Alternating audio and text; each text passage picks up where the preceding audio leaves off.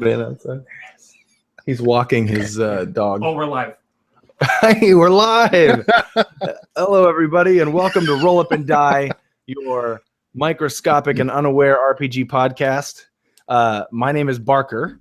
And my name is Matt from Fistful of Dice. And my name is Alex, a.k.a. Captain Gothnog.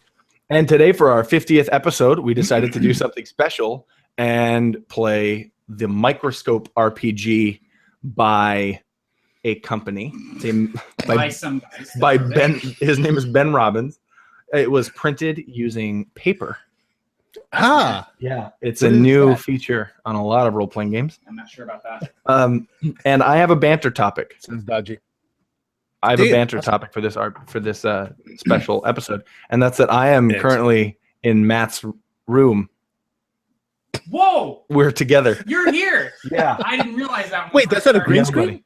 I thought that was a green screen. No. I'm chroma keyed in. I'm coming to you. I'm not even live. This is pre-recorded Matt footage that they're using.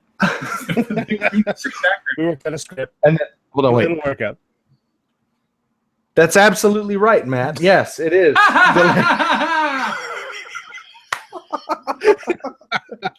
These guys, they kill me. Oh, they kill me. All right. So, yeah, I thought it would have been a cool idea to make, to do a special episode where we run Microscope. And I'll explain Microscope in a little bit. But to start, I just want to say that during the stream, we're going to be giving away 2 copies of this game in PDF form. So I have an idea as to maybe how we're going to do that. And I think it's going to be pretty cool. So, Alex, have you read up on the rules of Microscope? A little bit. I went through it and just to kind of familiarize myself with it, but I wanted to go into it cold. So, okay, cool. So what's going to happen then is for those people who have played Microscope, you're going to be let down. You're just going to be you're going to be watching it and being like, this is like watching LeBron James's infant son play basketball, but worse. I don't even know if he has an infant son, but either way, we are here to be a source of disappointment to all of you. Yes, exactly. We aim to please. Yep, we're going to break rules. We're going to skip lines. Do not view this as a definite review or absolute live play of the game. But after reading this book, I'm really excited for it. So I think we should get on the road. I do believe this is going to be a part 1 of a part 2 of this game. And all right, let's do it. So I think we should toast first. Yes, indeed. To 50 episodes. And to 50 more. To 50 more episodes. Yeah, cheers. Cheers. I'm drinking a St. Arnold root beer, handcrafted and old-fashioned, which it would be weird if it said made with the premium technology and old-fashioned. That would be weird. Yeah, if it was like we used chemicals and machines to make this old-fashioned. we used machines to make this the old-fashioned way. We use the old-fashioned machines. They're steam-powered. They have bellows on them and things like that. You can really taste the coal inside the root beer. And I'm drinking a Steelhead root beer, which is made with pure vanilla and honey. So it kind of just tastes like cream soda, which I do not have a problem with. Yep, that's fine. Also, Matt gave me a really cool Frank Frazetta coaster. I didn't give that to you. He gave it to me as a gift. Use it. He gave it to me as a gift. Here, son. I'm gonna smuggle it away in my pants. But the funny part about what I was search saying Barker before he leaves your house. Just saying. Yeah, search me. Is I've been putting this on the desk. I have not been using it. I'm like, oh, that's a nice start on that coaster. The condensation is seeping through the desk like acid. It's just melting away. All right. So everyone in the chat can hear us. Yeah, I think so. No one's saying it. I'm keeping up with the chat on my phone, by the way, so you can address me directly. I'm Matt. I work here. You can address me directly if there's any issues. He will never ask you for your password or any. Yes, I will never ask you for your password or username. Don't give it to me. Also, I'm monitoring your internet usage, so no, nothing weird. Matt's just texting and playing games on his phone. Like, I'm just watching the chat. I'm playing Angry Birds. Right? Is that still a game that people play? Angry Birds? I don't think so. Okay. There's Melancholy Birds is a new version. Depressed Birds. I just started watching the stream on my phone. Did you? Yep. Oh, that's weird. Okay. Don't hang on. That was me saying hang on. Okay. You hang on. You hang on. Go about your business. You hang on first. One of my favorite parts about the Microscope RPG is that at the very end, there's a teaching Microscope section, how to teach the game to other people. And one of the things we're going to do pretty soon, as in right when I'm done with this section of what I'm saying, is I'm going to turn this webcam, I almost said microphone, downward so you can see the desk, because we're going to be using a lot of index cards, which I got pretty colors for no reason. And if you are listening to this on the podcast version when we release it, then I'm going to try to be as descriptive as possible as to where we're putting the cards. And that way you can follow along if you want to, or actually pull out your index cards and follow along. You can do that right now if you want, actually. If you have index cards, if you have a Sharpie or a pen or something, you can absolutely do that. So let's get started. I'm going to put this webcam down. Directly at our crotches. Yeah, you're going to get a just full look at that. Welcome, full. Just the unseen footage. Yes, welcome to Roll Up and Crotch. Which the myth that we record Roll Up and Die without pants on. Yep, debunked. Debunked. Debunked. Myth busted. Clearly there are pants happening. Also, people are like, that looks real nice for Alex's yurt. Jerks and liars. I didn't say we record on Alex's yurt every week. It's true. All right, so we'll see how far we can get with this surface, but I think we'll be all right. Okay, the first thing I need to do when teaching Microscope is I need to stop hitting the pop filter. And read the book. And read the book. All right, so I'm going to start reading here. The author of the game says I should read this part to you because it's really important. Yes, that's in here. All of us sitting at this table, which we're not, but we are sort of, have equal creative power. At times we'll have different roles and we'll have different authority, but we're all equal participants and authors of this world that we're about to build.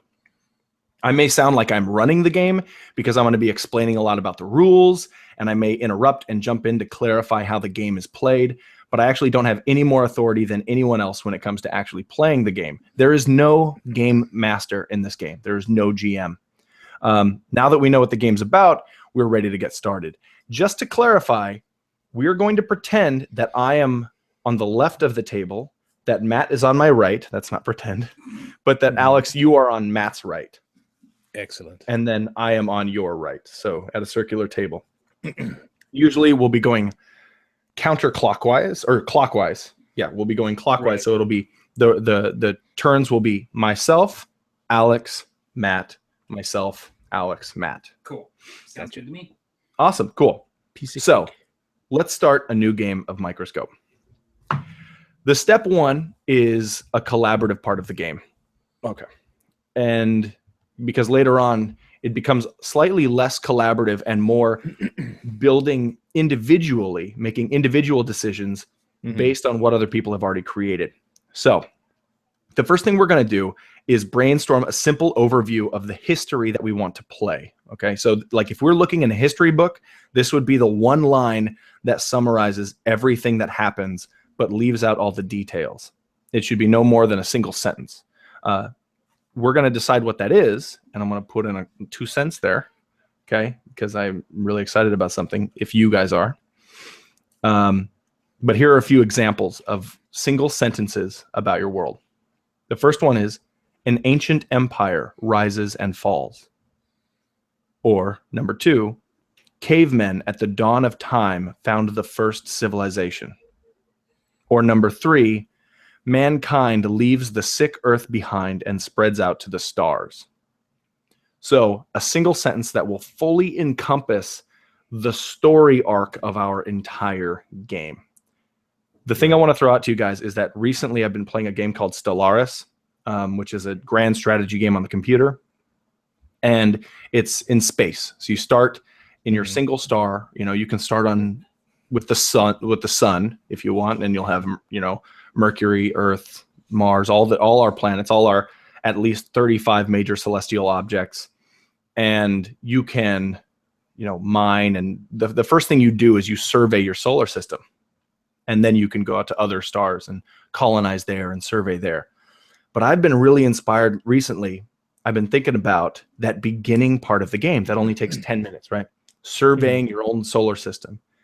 And I love the idea of a science fiction setting that takes place in our own solar system.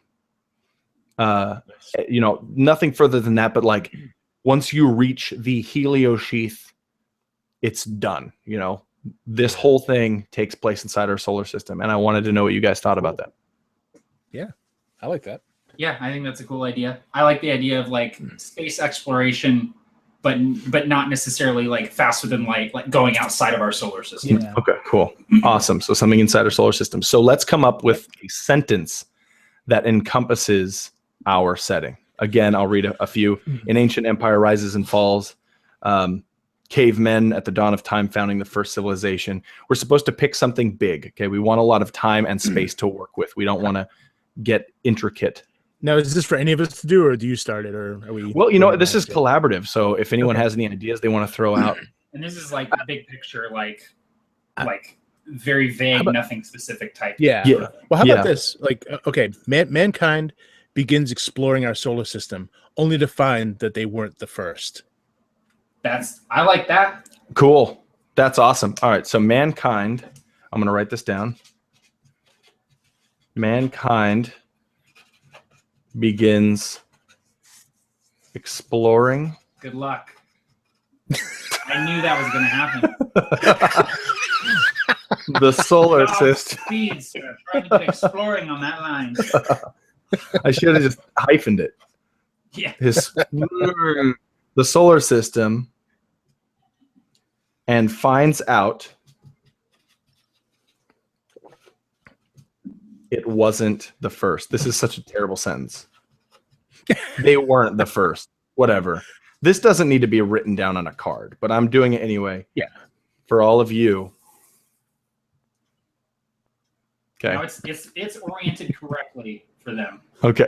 I'm almost positive it is. I'm going to do this thing though. Yeah, do the thing. I'm going to do this thing because everything looks reversed for us. Flippy do. Oh man, this is going to trip me up though, I'll bet. Do the thing. Oh god. Oh man. Mankind begins exploring the solar system and finds out it wasn't the first. That sentence makes no sense, but basically. But hey, there it is. There it is. There it is.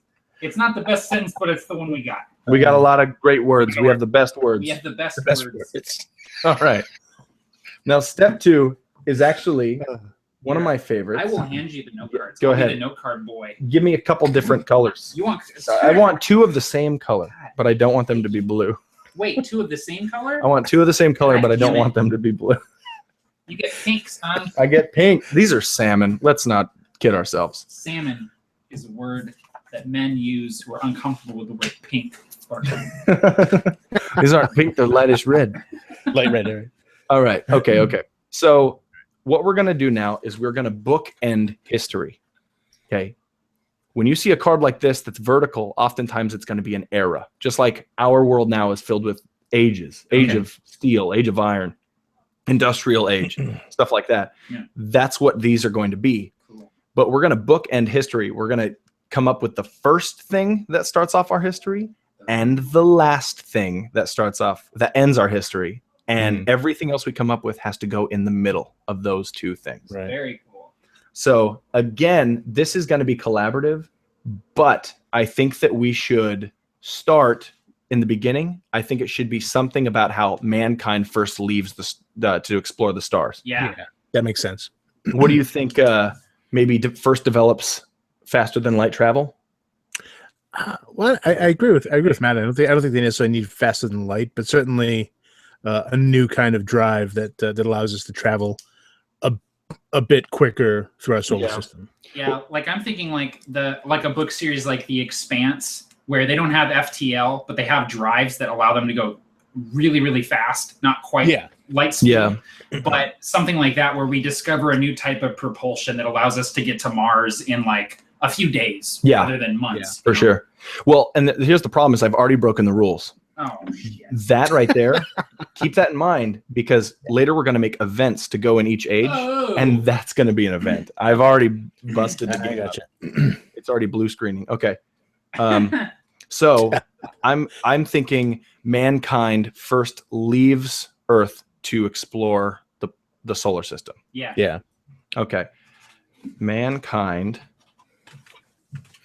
leaves. Is this Earth? Yeah. People are fighting out in my parking lot. Really? Yeah. Dude, oh my gosh. It's just constant. It happens all the time. Yeah. Leaves Earth to explore the solar system. Now, this is a vertical card. Yeah. Right. So, are we allowed to add stuff to that now? Is that, or do we come back to it? We're going to come back to it. Okay, for cool. sure. I'm going to log it away in my brain pan. But here's one thing we need to decide now is there are two types of cards. Mhm. There are light or dark. Now, here's an example of if this were a light card. I'm going down. Don't worry about me. He's falling off. He's on a Pilates I'm ball. on a Pilates ball right now. I'm doing yoga back here. I'm falling over. If it were light is like hopeful and happy, oh geez, Yeah. and good. Dark would be like bleak and like a bad time, like a dark age. So pink cards are good things. No. No. No, Nope. no. What? So we decide right now if this is light or dark. Oh. So if mankind leaving Earth to explore the solar system is a light thing, that's like hope, and we're trying to reach out to new worlds and Yeah. discover. If it's a dark time, that means maybe we've destroyed our had to, planet. We had to leave. You know, We're running out of resources. Yeah. Yeah, exactly. Okay. So Gotcha. what do you guys think it should be? I would be optimistic with the beginning. I think Mhm. my personal preference would be a light card. I Okay. agree. Probably because I the other bookend of history I have something dark, so I just don't know. Yeah, Yep. I like the idea of the ending being sort of dark because the idea with this is that you're going to create a world that you want to play in, right? Sure. Yeah. Okay. So the way I think of it is like we want the event, the most recent event, to be something that is like that the players now have to deal with. Yeah. So I like the idea of it being like a good thing at first and then like bad. Yeah, later for on. sure. And one of the things, and no one's done this yet, but one of the things that's important and stressed in this book is that if you have a cool idea for the world, don't say it until it's your turn, because it'll be awesome and surprising and stuff like that. But I need to shut up. we're gonna make you need to shut your mouth. I will get my pencil ready because I know I'm gonna have ideas. So Awesome. Yeah, exactly. Yeah, I'm gonna steal one of these salmon-colored note cards to write ideas on. So what I've done and Is so I feel included, I'm gonna do this. There we go. so I've put the vertical beginning, right? This is the beginning. Right. So actually, just to note that, I'm going to put a B on the bottom right-hand corner of the card, just so you can see. Well, you probably can't see that B, but just to showcase that this is the beginning event. Everything that we're going to make has to come after this. So it is mankind leaves Earth to explore the solar system, and it is a light event. If it were dark, it would be filled in. So Gotcha. Anyway, okay. So now we have to come up with how this ends. And we want this to be a dark card. Yeah. What if it's something like we activate some sort of relic that we find elsewhere in the solar system, playing off of the idea that we were not the first people to explore the solar system of ours. Right. We activate some sort of relic, and it's disastrous. Like it opens up. It's like, oh, hey, we found like dimensional technology that will allow us to like go to Andromeda in a heartbeat. But we turn it on, and it like rips a planet in half or something. That'd be awesome. Now, hold on. So would that be the moment in which we discover that we weren't the first? Because I think it might be a good idea to be able to play a little bit more with us not being the first. So I like the idea that I like that idea. that's like the first time that we find something that's like we could use this. Okay. Like we find like other things on other planets. Like maybe we find like other relics, other like crashed ships, or like even buildings and stuff. But this is the first time we found something that's like, hey, I think we could make this work again. How about this? Oh, here's a neat idea. What if the machine that we turn on? Make sure you're not about to say an event. Oh, Since that, go ahead. okay. So, well, we turn it. So, in that case, we would just say we turn on a machine that causes some sort of disaster or disastrous maybe. event? It could be like humans turn on something beyond their control and destroy. Okay, the solar system. We tampered in God's domain. So human beings turn on. Come up with a name for it. Come up with a name for it, Alex. the chronics. Humans activate the chronics. Yeah, they do. Activate And then everyone got super high. the chronics. Kronix. Because I saw it on a weed T-shirt once. Sure. Activate the chronics. And actually, I'm just going to leave it at that. Yeah. And then I'm going to put a dark circle down here. And then we can expand upon that later. Yes. This is okay. This is the difficult thing with this game. This is great practice for prep or world building in general because you come up with a cool idea and you're like, oh, I want to talk more about it. But it's like, no, hold up. Yep. Hold your. Leave that kernel there. Discover it later. Mm-hmm. So this is really good practice for world building and prep. Just think of football stats or something and think of England. It never ends. You don't want to. Okay, so the next thing we're gonna do. I'm your note card. I know you're the note card guy, but Shit. I'm sorry. All right. I am so glad we don't do the regular podcast with you guys in the same room. Are you kidding me? I'm just This saying. is the best episode. Take a drink. Man, this is It's wicked. delicious root beer. It is wicked. Royce Kelly in the chat says, "Have you guys been chuffing mad darts?" Was that weed? I think so. I I don't know. how you can tell I'm an old man is like, is that marijuana? What is he talking about? Marijuana cigarettes? These kids. Marijuana cigarettes. Oh my god. Okay. All right. So here's the next step, and we're all actually going to go around in a nice circle and clockwise to the left, and we're going to pass our turn to the left, and nothing else. Nothing else will be passed to the left in this circle. All right. No, but everyone's like, all right. Okay. This right here is a yes/no diagram, right? Yes on the left, no on the right. We're going to decide what is in our world and what is not in our world right now. And we're all, even if we don't agree on it, this is kind of, we're going to be referring to this quite a bit. Here's the thing. If we decided that, hey, we want to play in a fantastical realm filled with magic, we wouldn't put, if on my turn, I wouldn't say, well, there are wizards here. Yes, put wizards in the yes, because we already kind of know that there are going to be wizards because it's a fantastical realm filled with magic. Right. If I put wizards in the no, that'd be weird, right? Yeah. So we're kind of deciding what goes in and what doesn't go in. So I'm going to take my turn, and so I choose something to either go in the world or not go in the world. That's cool. Yep. Gotcha. I am going to go, I'm going to put something immediately in the no column, and that is going to be aliens. Okay. No aliens. Only the hint of extraterrestrial. Only the hint, but no like that. actual aliens are going to be in this world. So we put that here. Okay. So Alex, you're up.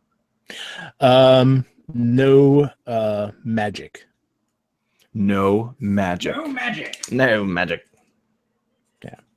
Yeah. By the way, I'd like to really be based more in science. So yeah. Yeah, I'm with you. And also, this goes until one person passes, and then it'll go until the last person in that round, and then we're done. Okay. Okay. All right. So,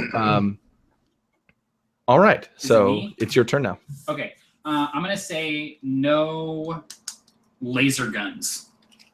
No laser guns. Oh my gosh, I'm so happy right now. Like I want like kind of like gritty.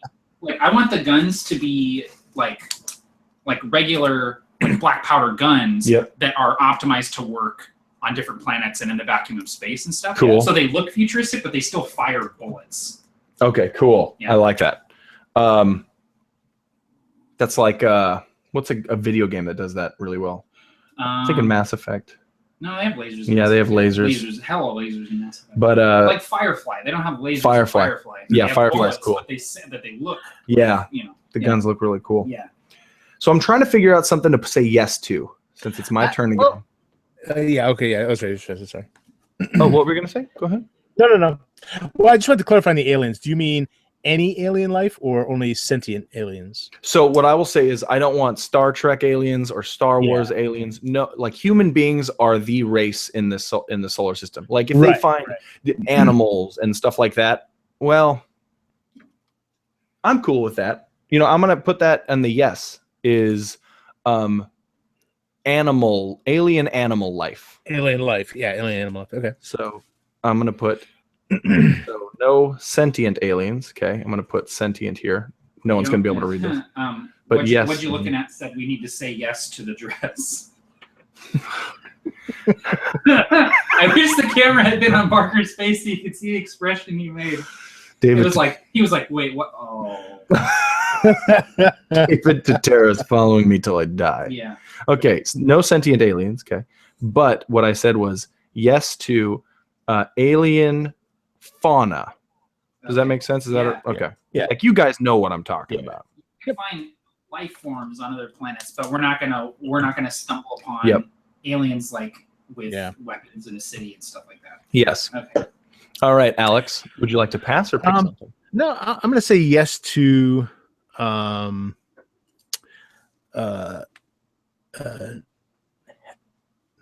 yes to artificial gravity. All right. Nice. Artificial grav. Matt? I'm going to say yes to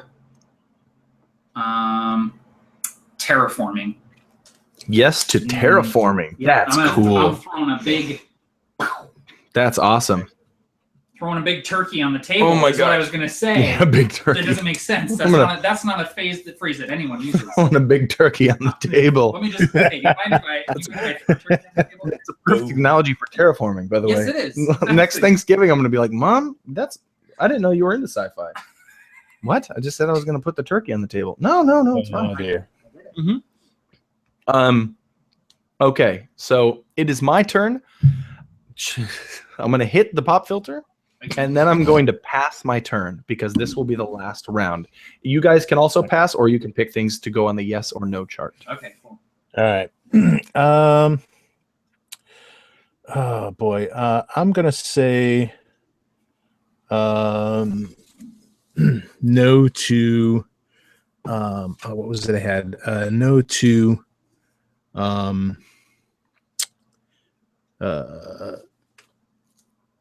Irish. Actually, No I'm gonna say no Irish. Yeah. Actually, I'm gonna say yes to artificial intelligence. Yes to. Oh, I love that, That's dude. another big turkey on the table. That's a huge pheasant. Okay, so I'm gonna put AI, and I'm gonna be honest. That was the one I was gonna say yes to, but because I was like, oh, I'm teaching. I'm just gonna pass, so we don't have too much. Well, we're close to that now. We're kind of close to that now anyway, so it'd be kind of absurd if it wasn't. Yeah, exactly. No robots. Right. So I'm gonna do one more no. Okay. Before we end it here, and I'm gonna say no to a unified government. Oh, no to a unified So government. there's no Terran Confederation. Yep. It's like Right. it's like there's still nations and governments. Okay, so there can be multiple nations and stuff, but there's not like united. There's no big Earth government. Yeah. It's They could be different than they are now, but yes. yeah. Yep. They're not. Gotcha. I am so happy right now with what we've got going on for us. Yeah. I want to play a Fate game in it already. Maybe for the 75th one, we'll actually run a game in this world. Maybe.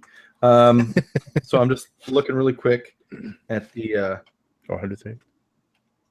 So one of the things that this teaching microscope section is telling me telling me what to say is it's telling me to clarify that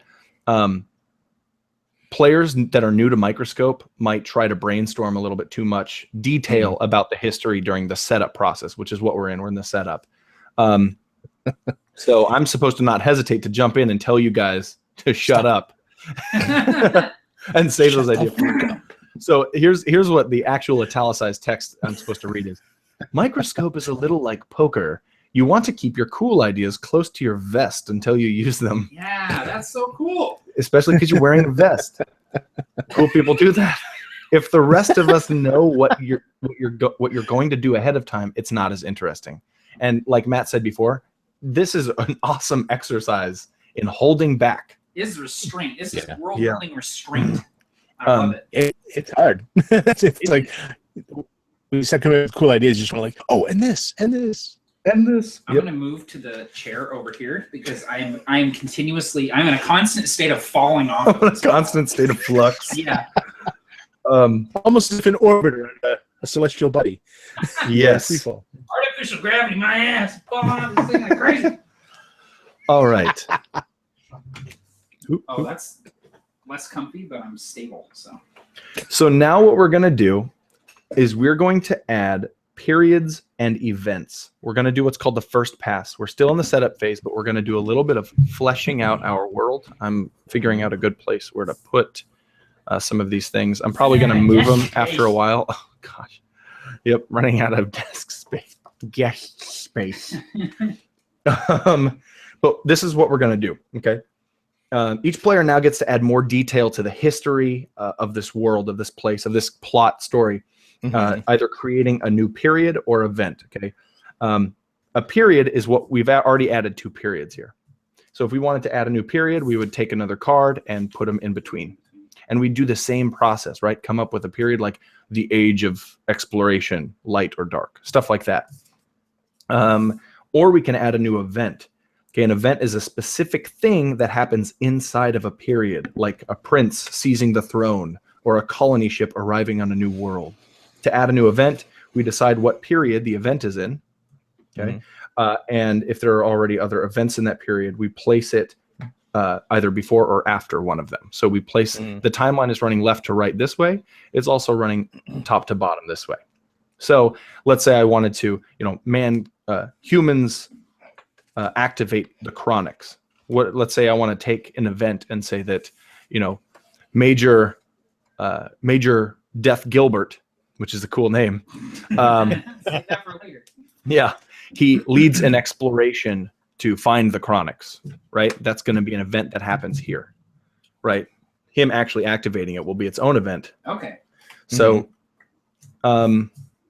we can choose an event or a period. And we just go around just Again, adding yep. stuff. Yep. And then do we do the whole pass thing?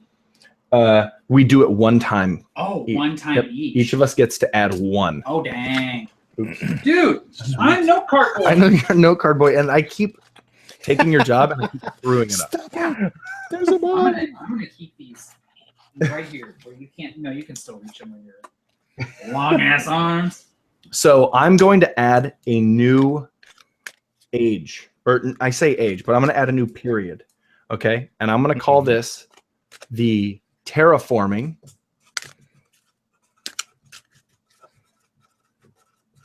of Mars. And this is going to be a light event.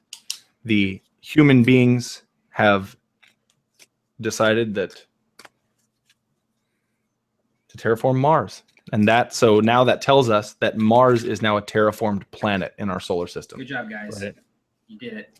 And you guys can never take that back. That's one of the best parts of this game is if someone decides, nope, this happens, you can't. If it's already happened, it's set in stone. Okay. There are things you can do that we're not going to really talk about, like when it comes down to actually role-playing individual scenes, but maybe we'll talk about that in part 2. So, Alex, go ahead. Okay. So you can put, but you said you can put an event too, like you can choose an event to go inside one of these periods if you'd like. Oh, I see. Or I can just choose a period, right? Or you can create a new period. Yes. Yeah. I'm going to say first evidence of an extraterrestrial relic found on Mars. Okay, so that's an event. Yeah. Yeah, during the terraforming, they uncovered the first evidence of non-intelligent life, or I should say non-terrestrial life. During the terraform, evidence. This is a horizontal card, by the way, for the people listening. Mm-hmm. Evidence of non-terrestrial life discovered. Now, Alex, is this a light event or a dark event? Well, I imagined it as intelligent life, meaning they find like a ruin or something. So I'm going to say it's It's kind of both, which is kind of the hard part because it's going to cause a lot of problems. But for people who are looking for such thing, I'm going to say dark. Dark. I'm excited you picked that. Yeah, I'm thinking it's gonna screw up more than it'll fix. All right. I also like the idea that we're gonna keep these the same color. Yeah, I like that. Cool. All right. Okay, Matt. Okay. So I'm gonna do. I'm gonna do another event on the terraforming of Mars. Cool. And it's gonna be the Relic Wars breakout. Oh, that's just an event? Yeah. Not a. Well, maybe it's an age. That sounds like a maybe period. the Relic Wars is a period. The Yeah, Relic very- Wars. Yeah, vertical, right? Yeah, I do. The Relic. Can wars end in a Z? Sure. Nope, it's too late. I didn't do it. Is that going to be a light period or a dark period, Matt? I'm gonna say it was great. Everyone had a great time. Yeah, it was really lovely. Mostly we just like got together, chill. There's a lot of beers. fondue. I Yeah. didn't expect all the fondue. No, that's dark as hell. Dark as hell. Relics and chill. Relics and chill. All right, and is that going to go after the terraforming or before? I'm gonna say after the terraforming. Yeah, I think we got to Mars. We found the ruins. We continued spreading throughout the solar system, finding more and more relics, and naturally we started fighting over them. Cool. And like, hey, I got to Jupiter first. Hey, man. Yeah. You're going a little too far. in No, depth. I gotta shut up. Yep, you're going a little too in depth. Thanks, buddy. That's your job. I'm no part of it. I feel bad because I'm looking at Matt like, dude, you're dicking with the whole thing. You're basically taking your turn out of initiative Yeah, right now. I forget that they can't see my face Right. either, so they don't see like I'm like doing this whole. Should I put mine down so you just make sure I can't get mine to point down there. Nope. Okay. All right. So we're doing it big.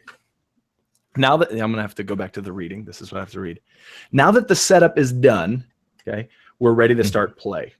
We already know more about our history than we did when we came up with the single sentence idea, which again, remember, mankind begins exploring the solar system and finds out it wasn't the first, or they weren't the first. And as we play, we'll find out more and more. The basic structure of the game is that we keep going around the table, adding to the history, making either a period, an event, like we already know about, or a scene, which is a very, very specific event that we can role play out. For each rotation, there's going to be one player called the lens. Lens as in like a telescope lens or a microscope lens. And that player is going, I just got that, by the way, freaking out. Oh my God, it's genius. Okay. Anyway, one player is called the lens, and that player is going to pick a particular focus that everything we create has to relate to. So if the focus is a city, for example, each player is going to get to add something to the history that somehow relates to that city. It's a topic to keep us all on the same page.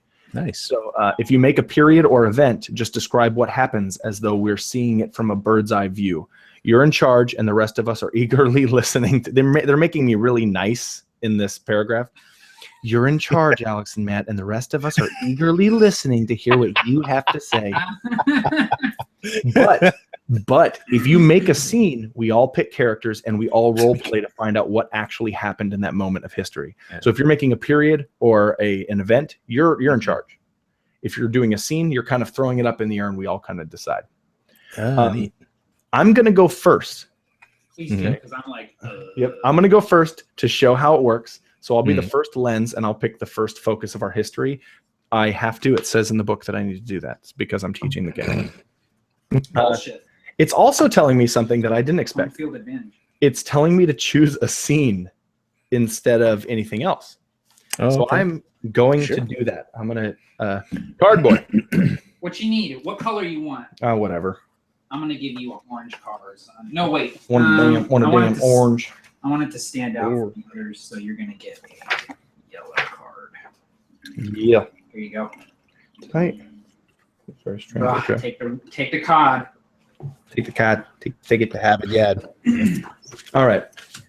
So I'm going to make a scene, and the reason I'm going to do it is because it'll kind of show us all where role playing fits into the game. Yep. My scene is going to be very specific, and I'm going to choose. I want every scene has to start with a question, okay? And my question is going to be, how was the evidence of non-terrestrial life discovered? Actually, I'm going to find out this. What is the evidence of non-terrestrial life? What is the thing that we found that made us know that we weren't the first to discover this this place, this Mars? Okay, and so that is the question. Can you actually write that for me? Yeah, I'll write it. Right. What did we discover on Mars? How do you spell we? W-I-I. Oh, shoot. Yep. We discovered the Nintendo Wii U. Yep. So I'm flipping through the book to the section of scenes. Okay, I like this Sharpie. This is a nice Sharpie. Isn't it pretty neat? Yeah. Do you know what the difference is between a Sharpie that's just like that without the clicky and the Sharpie with the clicky? $4. $4? $4 for the clicky. Oh, you got taken for a Holy ride. kitty cats. I did. That's highway robbery. Yep. Okay. So we stated the question. Now we're going to set the stage. Yeah. We're going to decide when the scene happens. Okay. We already did that. We're also going to review established facts, refresh everyone's memory about things we already know that bear on this scene. Okay. We know that in this scene, we're going to end up discovering some sort of evidence of extraterrestrial life. We know that because that's the event. Right. We know that this scene takes place on Mars. Yep. Anyone else? We know that there's terraforming going on. I don't know. Yeah, we know that we're either just have terraformed or in the process of terraforming Mars. Yep. Meaning that there's multiple people on Mars. Yes. Probably colonies happening. Perhaps. Yep. Definitely. It could mean that. So, do you have anything to throw in there, or do you think that's it, Alex? Oh, well, so how do we add on to the scene, like as Okay. far as that goes? Like, Well, okay. So we're about how does that work? Because We're absolutely- I don't want to step my bounds. Yeah. Not at all. So the Yeah. first thing we want to do is decide when it happens, and then we want to decide what we want to figure out what we already know about what's going to happen in this scene. We know that there's not going to be any aliens or magic. We also know that this is not going to take place on Earth, although it might actually. I mean, maybe there's something weird that happened, but it's kind of setting the stage so people know that this is what this scene is about, is figuring out what we found, role-playing out what we found. So the next phase is deciding where the scene physically takes place. And this is, since I'm making the scene, I am deciding that this scene will take place on a terraforming ship. Riker here for a little bit. Sitting backwards in the chair, man. He's sitting backwards aboard a terraforming ship. And I'm just aboard Terra ship. Now, at this point, do we still go in a circle, or do we start? This is my turn. So once I declare this focus, then we're going to start going in a circle. Well, actually, no, this won't ever go in a circle. But now we choose characters. So first thing to do, player making the scene may specify, that's me, may specify one or two characters someone must play in this scene. That player can also name one or two characters no one can play in this scene. Now, I'm not going to do too much of that because we're just getting started. But I am going to say that somebody needs to play Lieutenant Corbin. I don't know who Lieutenant Corbin is. I don't know why they're there, but someone needs to play Lieutenant Corbin, and I'm not going to do it. Okay. So all players pick a character to play in the scene. The person to the right of the player making the scene picks first. So, Matt, you pick first. Okay, I'm going to play Navigator Presley. Navigator Presley. Matt is playing... That's the worst colon. It looks like a person. That is, yeah. Matt. Navigator Presley. Ain't nothing but a hound dog. Oh, put the product down there, baby. There's a rook. I don't know if they heard you, but I I really don't hope think so. so. Tim said something in the chat that I was thinking when you said Lieutenant Corbin. He said Lieutenant Corbin Dallas. Lieutenant Corbin Dallas. All right. Corbin Dallas multipass. Okay, Alex, who are you playing? I'm gonna play Technician Abbas. Technician Abbas. Mission Abbas. So I guess I'm playing Lieutenant Corbin. I guess you are. I can play Lieutenant Corbin if you want Nope. to. You can play You know- Navigator can you? Presley. Can you do it? I'll Okay, be cool. Corbin. You can be Navigator Presley. All Or right, you can cool. Make your own character. Abbas. A-B-A-S-S. I'm gonna play King Roger. ASS. And then Matt is going to... Yep. Yeah, what you looking at? Said Will Riker. That's what I said. I said I'm Rikering back here. Rikering.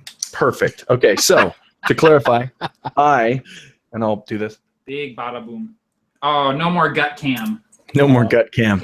I am going to be playing Navigator Presley. Alex, you're going to be playing Technician Abbas, right? Technician or Technical Officer? What was it? Yeah, you can say Technical Officer. That's fine. Technical Yeah. Officer, Tech Officer. And Yep. Matt is going to be playing Lieutenant Corbin. Yeah. Now, the first thing we have to do, this is actually one of my favorite things, is the first thing we do is we reveal our thoughts as characters. Each player states one thing their character is thinking about the upcoming scene. Start to the right of the player making the scene and continue to the right. All players do this in the same order as picking characters. Your thought could reveal what your character is going to do or highlight what your character expects to happen. Revealed thoughts are a powerful tool for influencing the scene. Here's an example. It's actually funny. This example comes from a sci-fi event with a navigator. So the navigator would say, the navigator wonders why they're really being sent to Corvus 4. He can't believe they'd send a ship all the way out here just to take spectrographic readings. So that's just an example of what your thoughts might be. Okay. So what are your thoughts going to be, Lieutenant Corbin? I think that this is going to be yet another routine survey of the surface of Mars, and that we're not going to find anything crazy today. We've done this hundreds of times. Okay, cool. What is your character thinking, Alex? What is Technical Officer Abbas thinking? Technical Officer Abbas is he is a scanner expert, and so he is thinking that we need to find that subterranean, more subterranean sources of water if this terraforming is going to succeed. It's going well, but we need to find that motherlode of water trapped beneath the surface that we can release and enrich the atmosphere more than it is already.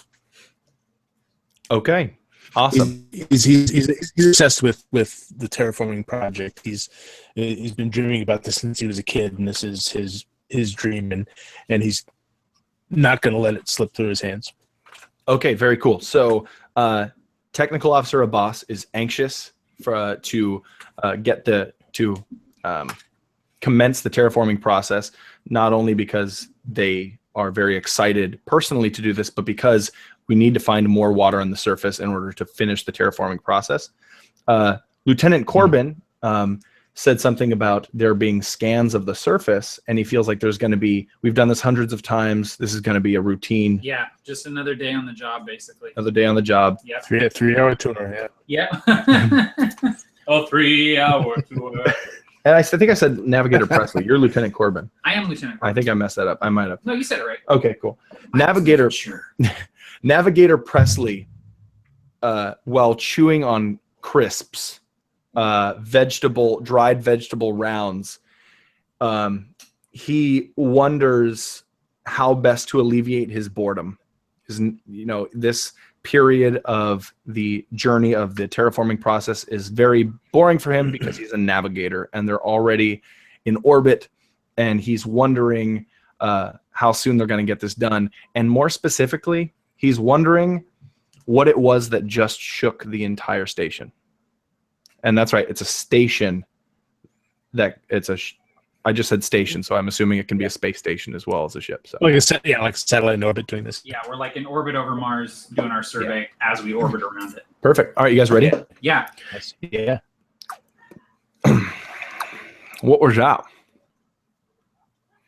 I'm not sure. Run diagnostics. Did we hit anything? Presley looks to a boss with kind of, you see crumbs kind of dribbling from his mouth. Very informal, probably not something you'd like. And just awaiting an answer. Yeah, boss looks puzzled and slightly alarmed. He's like, my sensors, they're all over the place. I saw something down there on the surface, something beneath, but not water, something denser. Was it ice? I don't think so. It looked too compact, too uniform. Could be a metal deposit bouncing our sensor readings back at us, screwing up the instruments. We should probably call for a groundside survey. Can we refocus the sensors? I need another at least 10 minutes to get a better reading. Knowing that, go ahead. It says, I think that there was some sort of electromagnetic anomaly that is what shook us. Navigator Presley looks to an empty chair where he expected to see Sergeant Dayton, but knowing that the person in charge of co-piloting the ship and sensor readings and all that jazz is now gone, he kind of rolls his eyes, sets his crisps down, rubs his face, dropping crumbs all over the nice polished floor, and he sits down and begins doing absolutely as he asked. What does he? What do you guys find? So Abbas is still focusing on this, and he says, "Could you come here and see this? I need someone else to see this too." Corbin sort of reluctantly gets up from his chair where he's serving as serving captain, basically. The captain of the station is asleep right now. And he kind of waddles over to your station, Abbas, and says, "What is it? Is this something we need to wake the captain up about?" Abbas points to the screen, and you see that this sort of topographical map of Mars. You see these little spots of area that you recognized as water deposits. But he points to this one area, and you see this perfect square. And it by the readings on the screen, it looks to be at least several thousand meters square. Corbin sort of grips the back of the chair that you're sitting in and leans forward looking at the screen, and he reaches out and kind of wipes at the screen, making sure that there's no smudges. What he's looking at is the way it is. Holy shit. We have no record of any ships, stations going down in this area. That's nothing that large. You hear the size of it. You hear Navigator Presley kind of licking his lips, the last of the salt. What is it? Presley, you have the bridge. I have to wake the captain up. And Corbin walks out. Cool. Abbas turns to Presley and says, I have no idea. Well, what does it look like? Come on, you've been doing this for so long. What does it look like? It looks man-made. It's nearly perfectly square. That doesn't happen in nature. Nothing like that happens. So, stepping out of character. Yeah. Have we answered the question? What did we find? I don't think we answered it specifically. Not specifically, no, yeah. I think that being in a space station Mhm. I think the next step is we talk to somebody down on the surface and be like, you guys got to get out here and tell us what this is. Okay. And that's when they find out what it is. Okay, cool. Specifically. Yeah. But I think at like vaguely, it's some sort of structure. So let's fast forward time then. Yeah. When we get readings back. Yeah. So I'll throw it back to you guys for the role play. So Corbin is back on the deck. The captain is there as well. Corbin's kind of standing behind him. And we've all been sitting here for a couple hours at this point. The nearest ground units were miles and miles away, so they had to journey to this structure out in what was essentially the Badlands of Mars. And we're expecting readings back any minute. And so there's like dozens of people on the bridge. Normally you have 3 or 4 people on the bridge. Everybody's on the bridge right now. Every shift is on the bridge right now, waiting for these readings to come back. As the readings come up on the boss screen, he kind of sits back and puts his hands on his face, and he says, "There's a magnetic, electromagnetic pulse emanating from that into orbit. That's No. That's what we ran through. I'm telling you, that's what it says right there. Look." Presley, immediately once you turn to him, you realize that he's not talking to you when he says no. It's like he's talking to himself. And he sees the readings that are coming back. He sees what you're saying. He sees the electromagnetic signal. And he turns to a screen and touches some buttons on it and shifts things around with the touch screen in a very speedy fashion. And he pulls up. He looks to the captain and he says, "Sir, we have a problem."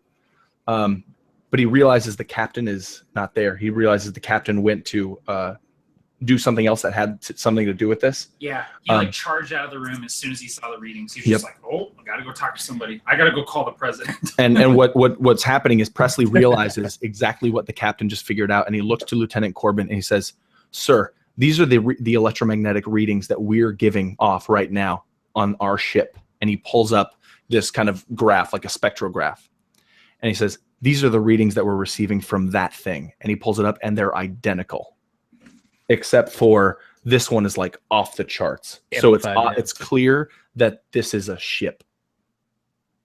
Holy shit. And at that moment, we answered the question. Yep. Spaceship. A spaceship. Alien. Spaceship. Aliens. So there's a couple things in the chat that I want to address really quick. Cool. Yeah, let's do that. The first is there are some people that are saying that we should maybe consider turning a different setting on the Blue Yeti so that we're picking up more of the room. Okay. So turn it from the whatever the setting is to more. I just need to turn the gain up, I think, because turn the gain up. we're already forward. Right. Oh, Well, yeah. you know what, it's still in front of it, but Yeah. You know what I'll do? We'll try this out. You guys let us know if you can hear too much of the computer or something. Yeah. What the heck? What in the damn Sam hell? Sam Hill. And the other thing is there are a couple people that have just showed up and are wondering what the hell we're doing. Okay. And I just want to say really quickly that we're doing it's a world building RPG wherein you role play scenes out together, building the world. Yeah. So it's a really cool thing that we're doing. That was awesome. This is really cool. Yeah. This is fun. I like this. I'm getting this book. I'm This is awesome. logged in. Here, I'm gonna put this camera down so you guys can see. Oh, and I can continue talking like this because Gut cam. gut cam, crotch cam. Okay, so basically, what we're doing is we're creating a timeline here of this world that we've created, and we have these vertical cards here. Is it blurred? Hold on. Oh, that's better now, right? Yep. There you go. Yep. Let me just make sure that I'm clicked. These vertical cards here are our periods. Like in a real world, you'd be like an age of exploration, the Industrial Revolution, stuff like that. Mm-hmm. And they move from left to right in a timeline. Under each of these will go more specific events that happened during those periods because we're creating this world timeline. This period is the terraforming of Mars. This event is during the terraform, evidence of non-terrestrial life is discovered. And we just role-played out, so there are periods and events. We just role-played out the third facet of this game, a scene. where we asked the question, what did we discover on Mars? We were aboard a terraforming ship. We played these 3 characters, and we discovered the answer to the question is a spaceship. So we discovered an alien spaceship, and we didn't know that until we just role-played that out. So yeah, that was awesome. That's really cool. So I am now, one of the things that I didn't do is I forgot, since I started as lens, the first thing I needed to do was select a focus, an individual thing. It might be here, it might not be here, that I wanted to discover more about. Okay. And I didn't declare that. Instead, I said, I want to create a scene, which is, I did everything fine, but I skipped that crucial step. The thing that I want to discover more about is Lieutenant Corbin. Okay. That is the focus. So each of our, you can make a period, you can make an event, or you can make a scene, but it's got to do with Lieutenant Corbin. See, I love that, because that's like, that puts the focus on something tangible. Yep. Rather than just having it be like this big world, like nothing personal about it. Exactly. I love that. And I could have picked the spaceship. I could have picked, the terraforming of Mars. I could have selected any one of these things that are already here. But yeah, let's do Lieutenant. I like that, because that's like, it's like, that's a storytelling 101. Is like, don't just tell a story, like tell a story through the eyes of the character, or like on a specific ship or in a specific city, Yes, absolutely. I like that. Okay, cool. Well, I hope that answered your questions, everybody. We are, just to be more specific, we are playing the Microscope role-playing game, and we are going to give away 2 copies of the PDF sometime during this stream. And I feel like whenever you guys can give them away. Whenever you feel like it, you can say, all right, I'm going to throw my choice out to the audience. Oh, and whichever one you pick, we'll get a copy. We'll get the free copy. Okay, cool. Awesome. Sweet. All right, so Alex, it's your turn, I think. Yeah. Okay. Yeah, clockwise. Yep. All right, so are we doing another, you're still the lens, right? We're still working on Yep. It's the focus is Lieutenant Corbin. So whatever. I gotcha. Okay. So what I'm not doing it as his character. I'm kind of putting out something relating to him. It can be whatever you want. So you can. I'm going to say that Lieutenant Corbin, as soon he's been kind of overwhelmed by this new data, and he realizes, though, now he came into space fairly young. He's fairly young now, in fact. But what drove him into it is because his father was one of the early terraformers. This terraforming has been going on for decades, and his father disappeared on Mars. And it was around this area. Hello? Okay, sorry.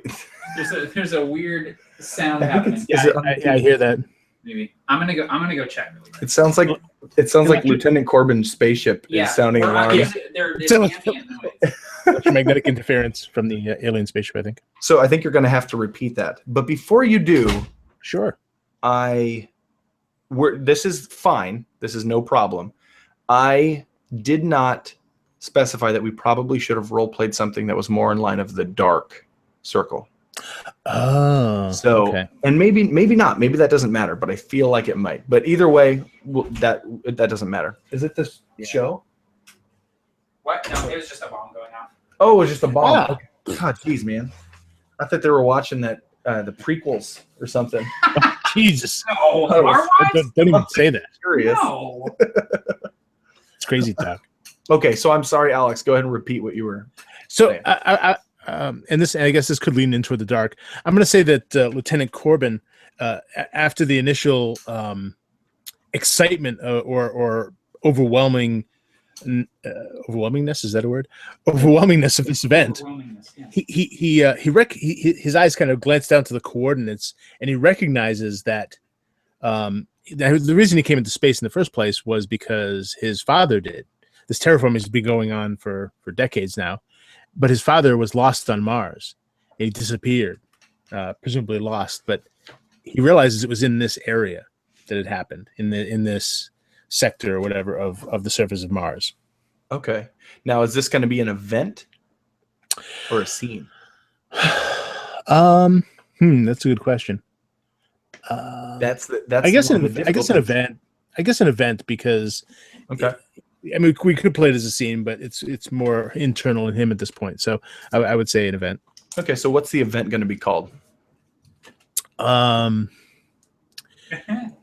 let's see. It's funny. I'm asking you. No, be vague and then be specific. At the Right. same time. Lieutenant Corbin realizes. Let's see. That I guess. Well, I'll just say it as I think it. Lieutenant Corbin realizes that his father was lost in the same place as this ship is discovered. Okay, Lieutenant Corbin realizes his father was lost in the. Let's start calling the spaceship the ship. Or something. Is that all right? Mhm. Yep. That might get confusing, but I'll just put the ships. Mm-hmm. Ships, same coordinates. Yeah. Now I'm assuming, and you tell me if I'm wrong, that this is going to happen after the discovery of the spaceship. Is this a dark or a light? I guess for him it would be pretty dark, so I'm going to say dark. Okay, so it wouldn't be a hopeful, like maybe we'll find him, something like that. Because it could be. I suppose it could be, but the chances of it are pretty slim. So even if he has hope, it's probably going to drive him to do something that's probably dark anyway. So I'm going to say dark either way. Okay, cool. All right, it's dark. He'll take risks otherwise that he wouldn't have. Yep. Ladies and gentlemen, proof that you are listening to the Roll Up and Die podcast. We have 4 terrible, awful events and 2 nice good ones. One of which we have. Okay, so I'm going to put this here just so we can keep all the. This actually is working really well. Actually, the camera. It is surprisingly well. Okay. I want you to just real quick take a moment and read that top message in the chat. The answer is yes, Jacob. The answer is yes. Okay. All right.